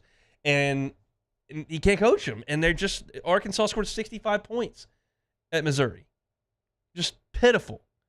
So it's Mark Pope's got things humming offensively for Kentucky. They're playing an incredible brand of basketball, and they're winning some games. And Arkansas is just completely lost. And if you think right now things are bad in Baton Rouge, they're worse in Fayetteville, Arkansas, and they're worse in Columbia, South Carolina, because South Carolina went to Norman, Oklahoma in a matchup of 0-4 SEC teams, and South Carolina got beat by 20. South Carolina is now 0-5 in the league. They're 10-8 on the season, and I think South Carolina is the worst team in the Southeastern Conference. LSU's probably sitting there around 13th or 14th, but right now South Carolina is the worst team in my estimation, as they just got hammered by a winless Oklahoma team. The Egg Bowl on the hardwood was awesome to watch as well. Game went to overtime, and Mississippi State beats Ole Miss 84-81. It looked like it was going to be a heartbreaker, because Matthew Morrell buried a huge three to send the game into overtime. It looked like Mississippi State was going to win it in regulation, and then Morrell hits the huge three. But Mississippi State comes back and wins it 84-81. I did call that one on Friday's show. I liked Mississippi State in that building against that rival with Ole Miss coming off that huge win over Alabama. I liked the Bulldogs in that spot, and they did get the win. And then you had a big upset in Southeastern Conference play as Vanderbilt got it done against Tennessee, 76-75 in Nashville. An impressive win there for Mark Byington in his first year at Vanderbilt. He's got them to 3-2 in league play, and anytime you can beat Tennessee, that's a big deal there for Vanderbilt. I didn't think the Vols played a bad game. I watched a lot of it. Zakai Ziegler is awesome. He had 10 assists in the game to go with his 16 points. Tennessee shot 48% from the three-point line, which is awesome. They got to the free throw line and made 17 of 21. They shot 48% from the floor. They only turned it over 11 times. Like, you look at the box score, and you wouldn't think that Tennessee did anything necessarily wrong, but Vanderbilt just did enough right. And that's a Vanderbilt team that is just really well coached, and they're doing more with less right now under Mark Byington, and that's a huge win for them. I don't think I don't think I would be too concerned if I'm a Tennessee fan at this point. I think the Vols are still one of the best teams in the country. They're 16-2 at this point, but always tough for them when they lose to their in-state rival that they find to be the inferior program in Vanderbilt. But a big win there for the Doors. And then you got number 1 Auburn, who goes on the road to Georgia. They're in a dogfight without their best player in Janai Broome, who's missing some time right now. We'll see if he's ready for LSU in a week and a half, but he's not available right now. They still went to Georgia and got a 70-68 win. Georgia got a shot up at the buzzer to try to win it, and it did not go down. Chad Baker-Mazara has been really, really good for Auburn. He didn't shoot a great percentage on Saturday, but he's one of the better players in the league. Led Auburn starters with 13 points. Tahad Pettiford, their stud freshman, came off the bench and scored 24 off the bench, which is impressive stuff. But tough loss for Georgia, a team that was ranked, won't be ranked in today's rankings, I'm sure. But they're trying to make the tournament under Mike White, and they followed up to 2-3 after really had a chance to win. Auburn is 17-1, 5-0 in league play. They're the unanimous number 1 team in the country as of today. So incredible stuff that Bruce Pearl has done. It just shows when you get the right coach, you get an investment in the sport, and Auburn is a perennial power in college basketball now. And basically my entire life growing up, Auburn's been a doormat in the SEC. It's a long way from the Tony Barbie Auburn teams that I watched a lot in my younger days. It's a heck of a job Bruce Pearl's done. He's got a team that can win the whole thing there at Auburn this year. In the other SEC game, Florida crushed Texas, who's also not very good.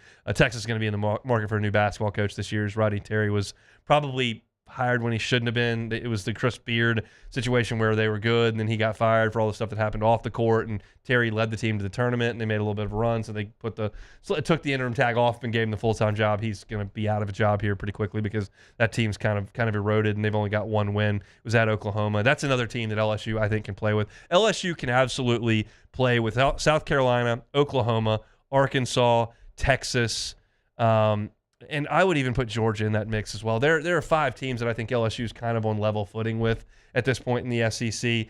Vanderbilt's another one, but Vanderbilt came to Baton Rouge and won. You don't see them again. So there's still some winnable games that come up for LSU in league play, but right now at 1-4 with the two toughest games on your schedule coming up, feels like 1-6 is a likelihood. And then how do you recover from 1-6? I don't know that I would suggest that you do. So that's a look around the Southeastern Conference. No LSU game in this midweek. They will play again on Saturday in Tuscaloosa. It's going to be a tough team for LSU to keep up with. Our Monday shows are brought to you by Gulf Coast Office Products. GCOPnet.com is where you can find us. Reminder, tomorrow we will not have local shows.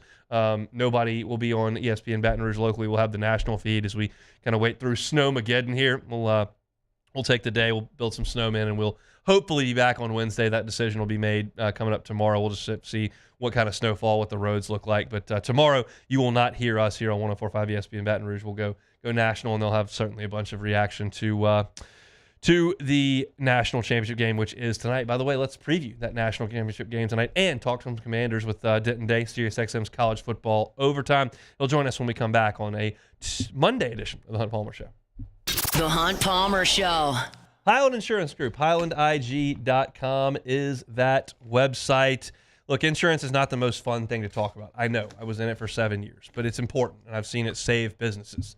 You never know when that severe accident is going to come, when that lawsuit is going to come, when the next hurricane is around the corner. Maybe it's a cyber breach or workers' comp situation.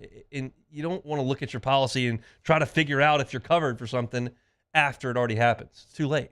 Be proactive when it comes to your insurance program and trust the experts at the Highland Insurance Group. I was talking to Jonathan Carbo last week. How do y'all attract clients? He said, we're experts in policy reform, and we can look at policies, see what's wrong, and that may result in a reduction in premium. It may result in better coverage, but either way, you'll be in a better situation because the experts at the Highland Insurance Group determined there were some issues with your current policy. You may not even know about them because you just pointed to the lowest premium at renewal time.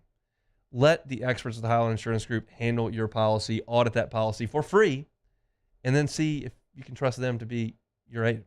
That's the point the Highland Insurance Group wants to make to you. They're online at HighlandIG.com, HighlandIG.com. It's the Highland Insurance Group.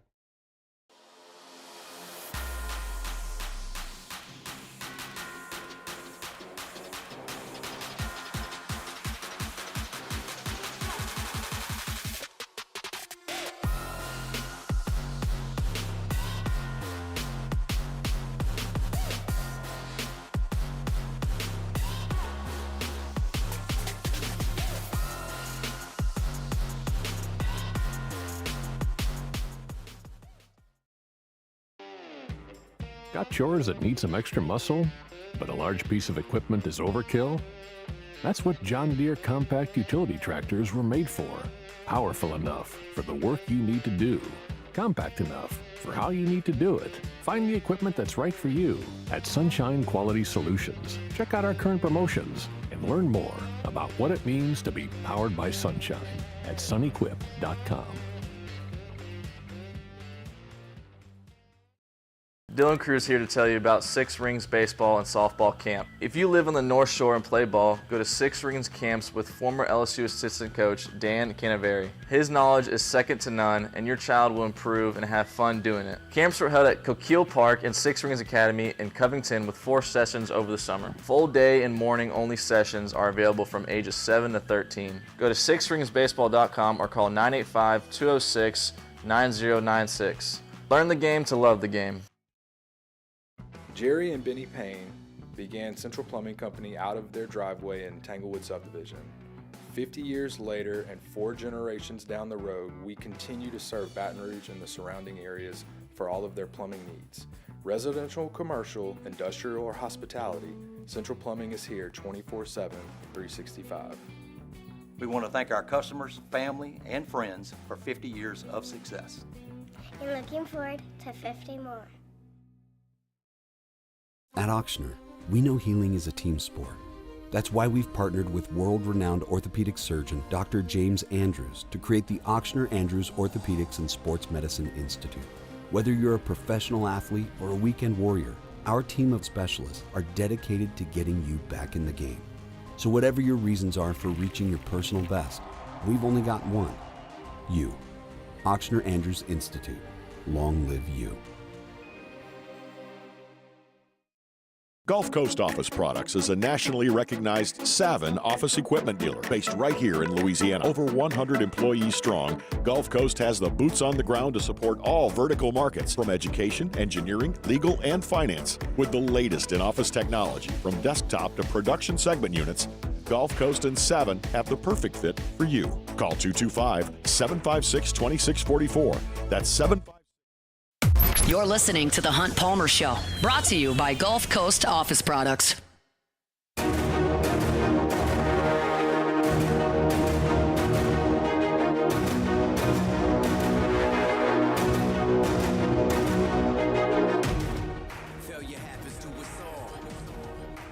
We'll crown a national champion tonight in college football. The first ever 12-team college football playoff comes to an end. It's Ohio State and Notre Dame.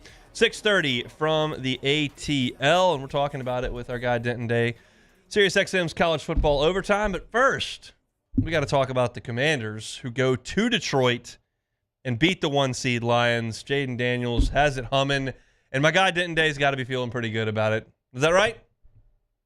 You are correct, sir. I didn't know what to do with my hands. I didn't know what to do with my feet. I couldn't breathe when Jeremy Chin sealed it. I knew it was over by the time you sealed it, but Jaden Daniels, man, this dude is a legitimate messiah in Washington, D.C. It's crazy. Is the defense good enough for this thing to keep rolling? And if they forced turnovers the way that they did on Saturday, definitely. You know, they did such a terrible job, honestly, of forcing turnovers this season. But you think of a Joe Witt defense and a Dan Quinn defense, and they're known for forcing turnovers. So my optimistic hope, Hunt, is that they were just saving all of the turnovers for the final couple games of the season, and they'll do the same thing against Philadelphia. I mean, they can't play worse when it comes to turning the football over on offense than they did the last time. I mean, they turned the ball over 5 times the last time they played Philly, still won the game because Jaden was so incredible. I think the defense will step up, though. I am excited about this weekend. What do you make of Dan Quinn's aggressiveness on fourth downs, especially in the red zone? I'm a little skeptical, but it keeps working. So obviously, I'm assuming that he's going to stick with it. He's definitely going to stick with it. He's going to stick with it because of his quarterback. I mean, it really does come down to Jaden now. The first one they went for with the Mariota, that was supposed to be a flea flicker. It was going to be a Mariota fake that pitches it back to Jaden, and then De'Ami Brown on the outside is doing a little slant, and he's going to be wide open because everyone's crashing down on Jaden. All he has to do is get him the football. That one, I was like, I don't know about the trick play element of it, but my general philosophy, Hunt, and this goes back to when Lamar Jackson started, really becoming a player in Baltimore. If you have a quarterback like that, and Jaden is, if it's 4th and 4 or shorter, you're going to trust your quarterback because you're going to be able to play 11 on 11. He can run it. He can throw it. He's going to make a good decision. I thought that play made to Terry at the end of the game on that 4th down where he's patient and he finds Terry for the 4th and 2 and he almost ends up scoring. I think when you have a player like Jaden, as a coach, you have to feel like your confidence is sky high, and you're just going to roll with your guy. And Jaden has not given them a reason to not do so to this point. What's your fear level for Saquon Barkley? It's definitely high, but the last time these two teams played, he had like 120 yards in the first quarter, and then he finished with 156. So they really locked in after that. Now, they lose Jalen Hurts in that game, so that certainly plays a factor. But it's very simple. Jalen Hurts is not great at throwing the football. He really hasn't been. Since he was at Bama and then Oklahoma and then Philadelphia when he got to the NFL. They're a run-first team, so if you can crash the box and stop Saquon and force Jalen Hurts to make some decisions, he might look a little bit more like Jared Goff than he would Jaden, if you get my comparison there. How much of the emotional level in Washington is nerves? How much is excitement? How much is confidence right now as you go into the NFC Championship game? I think there's certainly a good portion of the population that is nervous because there's multiple generations of people that have never had this. I'm 29 years old. I've never seen this team have this much success in this point in January. So there's definitely some nerves, but I think a lot of it is confidence because of Jake.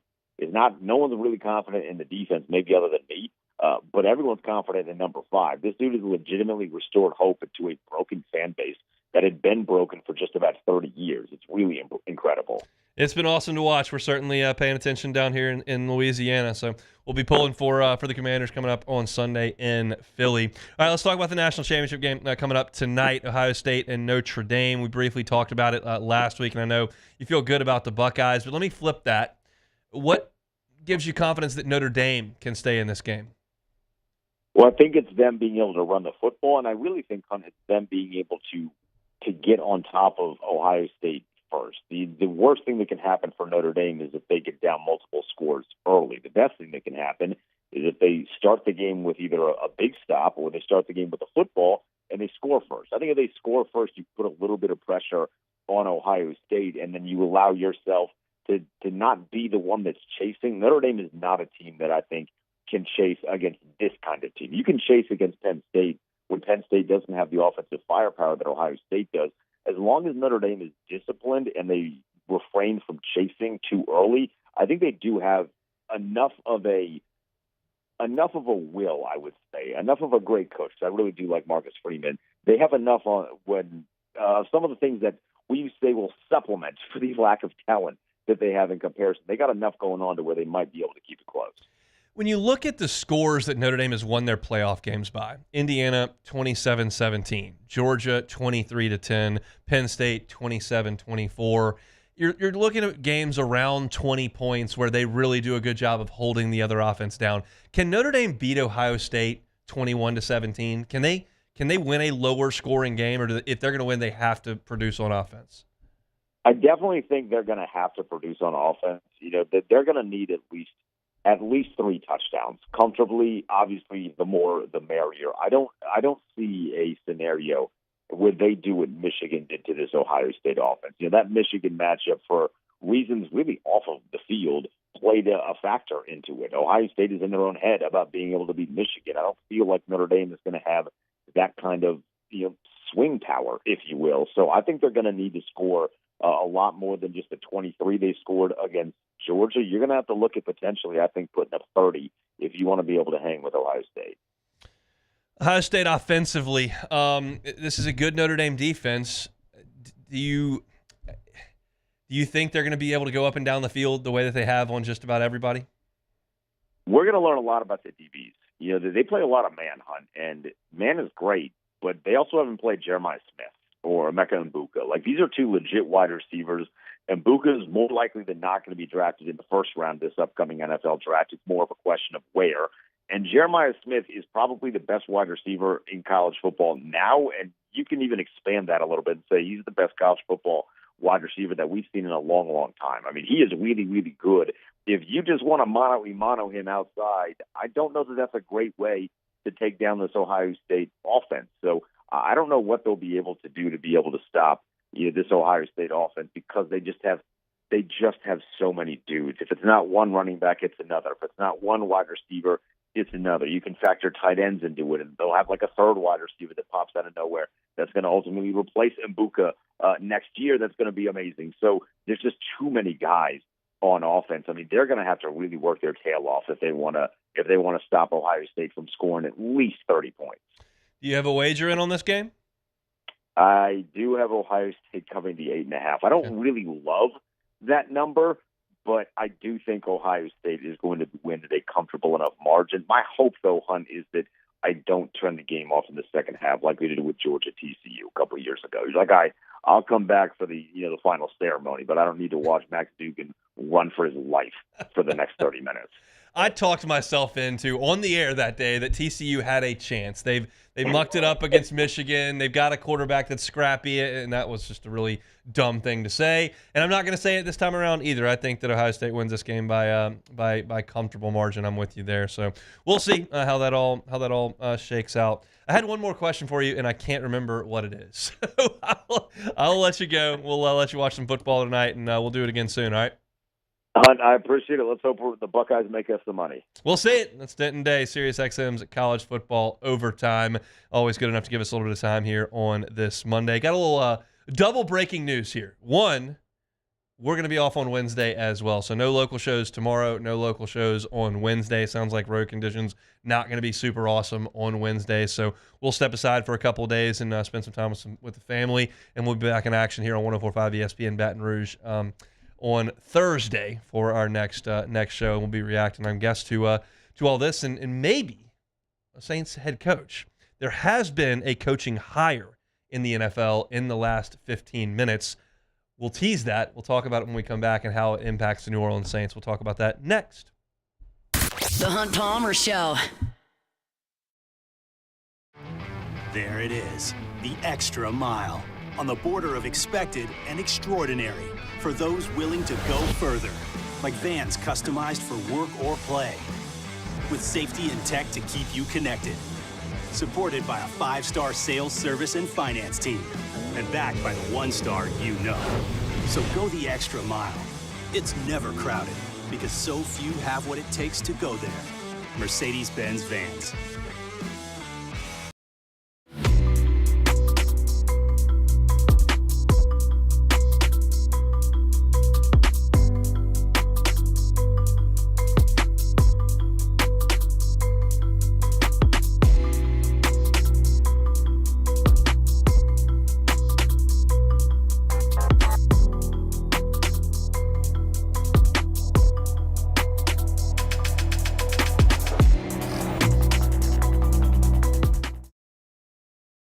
Breck teamed up to reimagine your parks, and you imagined big.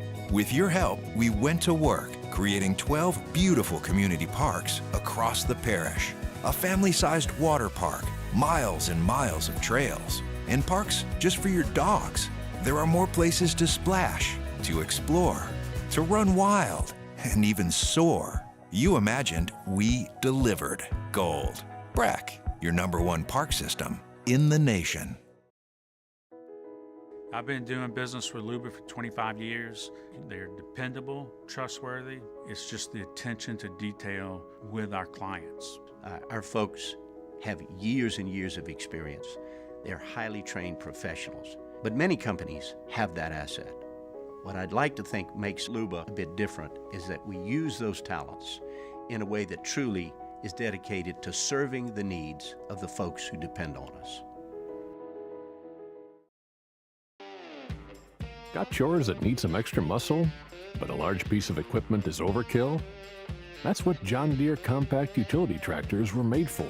Powerful enough for the work you need to do. Compact enough for how you need to do it. Find the equipment that's right for you at Sunshine Quality Solutions. Check out our current promotions and learn more about what it means to be powered by sunshine at sunequip.com. Dylan Cruz here to tell you about Six Rings Baseball and Softball Camp. If you live on the North Shore and play ball, go to Six Rings Camps with former LSU assistant coach Dan Canaveri. His knowledge is second to none, and your child will improve and have fun doing it. Camps were held at Coquille Park and Six Rings Academy in Covington with 4 sessions over the summer. Full day and morning only sessions are available from ages 7 to 13. Go to sixringsbaseball.com or call 985-206-9096. Learn the game to love the game.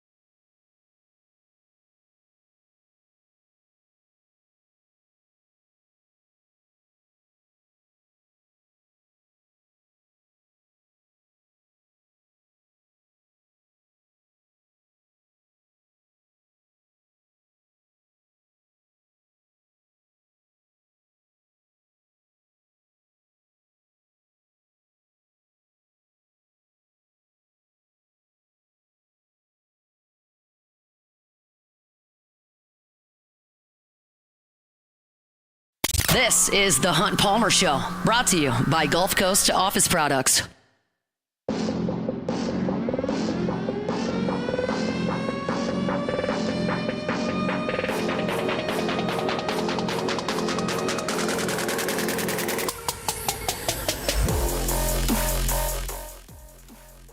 Tonight, Monday night at 6:30, the Ohio State Buckeyes and Notre Dame Fighting Irish in the College Football Playoff National Championship. It will be here on 104.5 ESPN Baton Rouge, where we have had all of the college football playoffs for you. And then also the conference championships, NFC and AFC and the NFL will both be here on 104.5 ESPN. We've got the Chiefs and the Bills at 5:30 and the Eagles and Commanders at 2 o'clock. That's all coming your way on 104.5 ESPN Baton Rouge. So we told you at the top of hour number 2 that we thought the NFL hiring situation would start firing up this week fast and furious, and that has turned out to be true because within 30 minutes of that segment, one hire has been made in the NFL. Ben Johnson is headed to Chicago to be the head coach of the Bears. He will leave his very successful run as the offensive coordinator with Detroit, and he will start to pilot the Bears franchise moving forward. One, that's something we expected to happen, and I think, two, it impacts the Saints with Mike McCarthy. McCarthy was very much connected to the Bears' job. He had interviewed for that job, and now he is set to interview with the Saints sometime this week, and he could be the guy. We know that Aaron Glenn is meeting with the Jets tomorrow. If he agrees to terms with the Jets that day, he will not go, obviously, and interview with the Saints. If he does not agree with terms with the Jets, he'll go down and visit the Saints on Wednesday or Thursday, depending on the weather down here. But that's part of this thing starting to crank up. And that's everything that we thought when we talked about this about 30 minutes ago. The interesting thing is that Adam Schefter is already reporting that Ben Johnson is likely to hire his new defensive coordinator very, very soon. You may have heard of him, Dennis Allen, former Saints head coach. And I knew, because the Bears finished last this year and the Saints finished last this year, that the Saints do play the Bears, and I didn't know if it was home or away. It's in Chicago, so the Saints will be playing against Dennis Allen's defense there up on the lakefront in Soldier Field. How you feeling about that, Jordan? You ready to see Dennis Allen on the other sideline in some Bears gear? I'm happy, okay? I'm happy because this nightmare. Oh, no, it's not even about a nightmare. This slimy little weasel has been going behind our. Who knows how long this deal has been done? Oh, come on. Who knows how long this deal has been? He's like, oh, once I get fired, I got you, Ben. You get that job, I got you. Who knows? Okay, Who knows? Okay. But yeah, that's interesting that the word that Adam Schefter used to describe Ben Johnson's staff in Chicago is star-studded. And he uses Dennis Allen in that description there. I'm looking, let's see, Tom Pelissero. There's just a lot happening on Twitter, so I'm trying to read it as I'm live on the air. As reported Sunday on NFL Game Day, Ben Johnson has already been lining up a staff, and former Saints head coach Dennis Allen is a prime candidate to be Johnson's defensive coordinator in Chicago. I would think that Ben Johnson will probably be calling the plays for the Bears. And then you have Dennis Allen on the defensive side. That's two pretty solid minds there in Chicago trying to right a franchise that's been mired in misery for really decades. The Bears is such an interesting organization over the last 30 years because they've been just absolutely bludgeoned by the Packers, who have had 30 years of Hall of Fame quarterback play, while the Bears have gone through complete ineptitude at the quarterback position for the same tenure. So they hope that Caleb Williams is the white knight that comes in and saves everything, and Ben Johnson's going to be the guy that's trying to get that out of him. Meanwhile, on the other side of the football, it looks like Dennis Allen will be taking the reins there and no longer in New Orleans. So that's the news of the day in the National Football League. We'll see if anything else happens over the next 48 hours or so before we're back in action on Thursday locally here. All right, Beck, take it or leave it. Take it or leave it. Take it or leave it. Today's hottest stories in sports, news, and sometimes even Hunt's life. The question is, will he take them or leave them? Just take it. All righty, first one here. Duck eggs, take it or leave it. I mean, I'm going to leave it. Ducks? Leave it alone. I don't understand why you don't know what you're talking about. Do you know what I'm talking about? Yes, I do. How do you know about duck eggs? Because I have ducks, Hunt. How has this never come out? I have told you and Cassie before that I have ducks. You got 6 ducks in the backyard? Yes, and they're not just in the backyard. Okay, they have a coop, so they're not just running around the backyard. Yes. So how do they handle snow? They're actually going to be okay. They have down feathers, of course, as you know, so they can stay warm. I don't think I did know that. Well, all birds have down feathers. Okay, I didn't know that. That's how they stay warm, so they'll be fine. But yes, the duck eggs. They're supposed to fly south for the winter. They are, but these are not wild ducks, Hunt. Have you clipped their wings? No, they can't fly. They're domesticated. So the way that it works is there are domestic breeds of ducks. Okay. And basically all of them have been the way they've evolved is they can't fly. So they can get off the ground, but they can't fly in the air. Can't soar? No, they can't soar like a mallard. Is this a mental thing or this is a physical thing? No, it's just physical. They're too heavy. Okay. They've been bred basically to where they're bigger and they cannot fly. Duck dog. But the eggs are good, hon. I'm gonna give you some whenever I didn't know you could fine. eat duck eggs. Yes. I just thought we were dealing with chickens. No, they're way bigger. How do I know if I go to a restaurant that they're giving me duck eggs? You'll have instead to of chicken? ask. I mean, but the eggs are bigger, so they're probably I'd say they're probably about 30% bigger than a chicken egg. So I mean, I could make a 2-egg omelet instead of a 3-egg omelet if I had a duck egg. Exactly, and the yolk is a little bit thicker, and they're actually known for being better for baking, apparently. Wow. From what I hear. So if you're trying to get that cake rolling, you gotta get. Okay, the duck eggs are great for baking. I'm thrilled. So you got 6 ducks and they have names. Yes, I'm told. Yeah. I'm gonna get you some eggs, hon. Who's your favorite duck? I don't know if I have a favorite. I'll say one of them. There are a few that are really annoying to the other ducks. They're pretty mean. So 2 of them are older than the other ones. Don't tell me Bluey's mean. No, Bluey's good. She's actually Bluey's she's actually probably the chillest of the bunch. She doesn't really do a whole lot. She kind of just lays around. Duck. Yeah, she doesn't do a lot, but she's cool.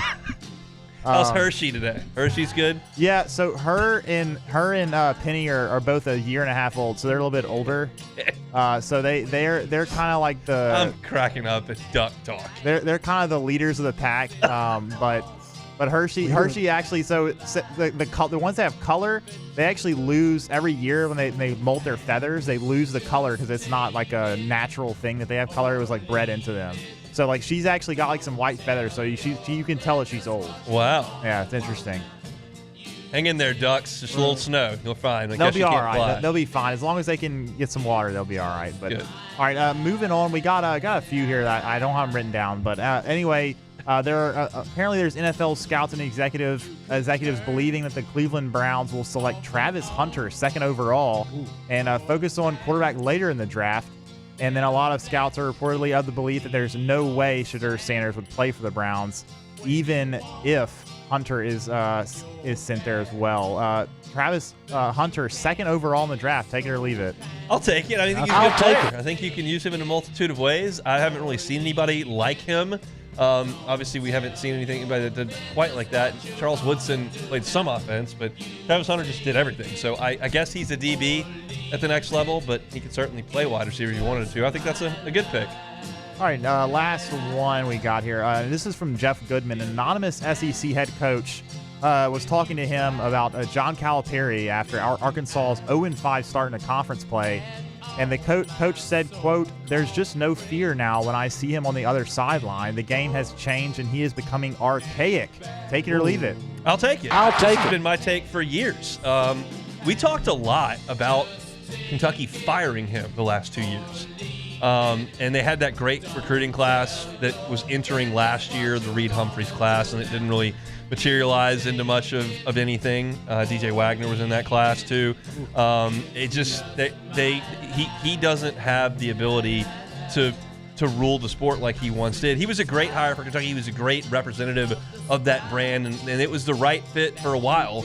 And that time is gone. Now all the players can get paid. He's never going to X and O you and win. All of his teams kind of look the same, where they play a lot of perimeter basketball and they do a lot of dribble handoffs and they just try to attack the rim. And I just don't see a lot of really good X and O stuff that creates open looks. He's just trying to say my guys are better than your guys, and it just doesn't really work. I completely agree. I think Arkansas fans are going to get real tired of him real quick. I mean, this feels like Arkansas is going to go something like 3-15 in the league.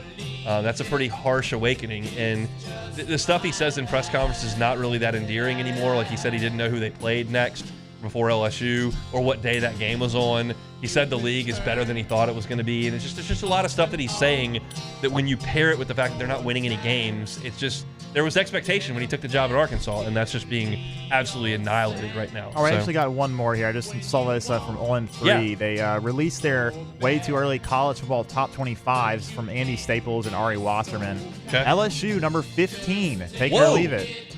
I would have thought they'd have been top 6, honestly. With the quarterback coming back in that transfer class. But you'll leave it. I'll leave it, yeah. I mean, we'll see. I still got some concerns about LSU. The offensive line is a little bit concerning, and then you got to play better on defense across the board. They just weren't good enough on any level on defense last year. Just looking at this, the top 10, not too surprising. However, this is going to shock you, Hunt. Number 7, Illinois. That's just stupid. And South Carolina number 8, Florida number 9, and then what are we Clemson doing? number 10. Illinois. Yes. Huh? As far it's an orange eye, so I'm pretty sure. I don't know who else it could be. I'm pretty sure it's Illinois. That's insane. And Auburn number 11, Michigan. Illinois. Michigan 12, Tennessee 13, Bama 14, LSU 15. That's Damn, Bama 14? Yep. Illinois, who Illinois got coming in? I can't get past Illinois. Yeah. What did that? What was that discussion like? Well, yeah, they've got like no good players and they run the ball a lot. Yeah, we'll put. What are we talking about?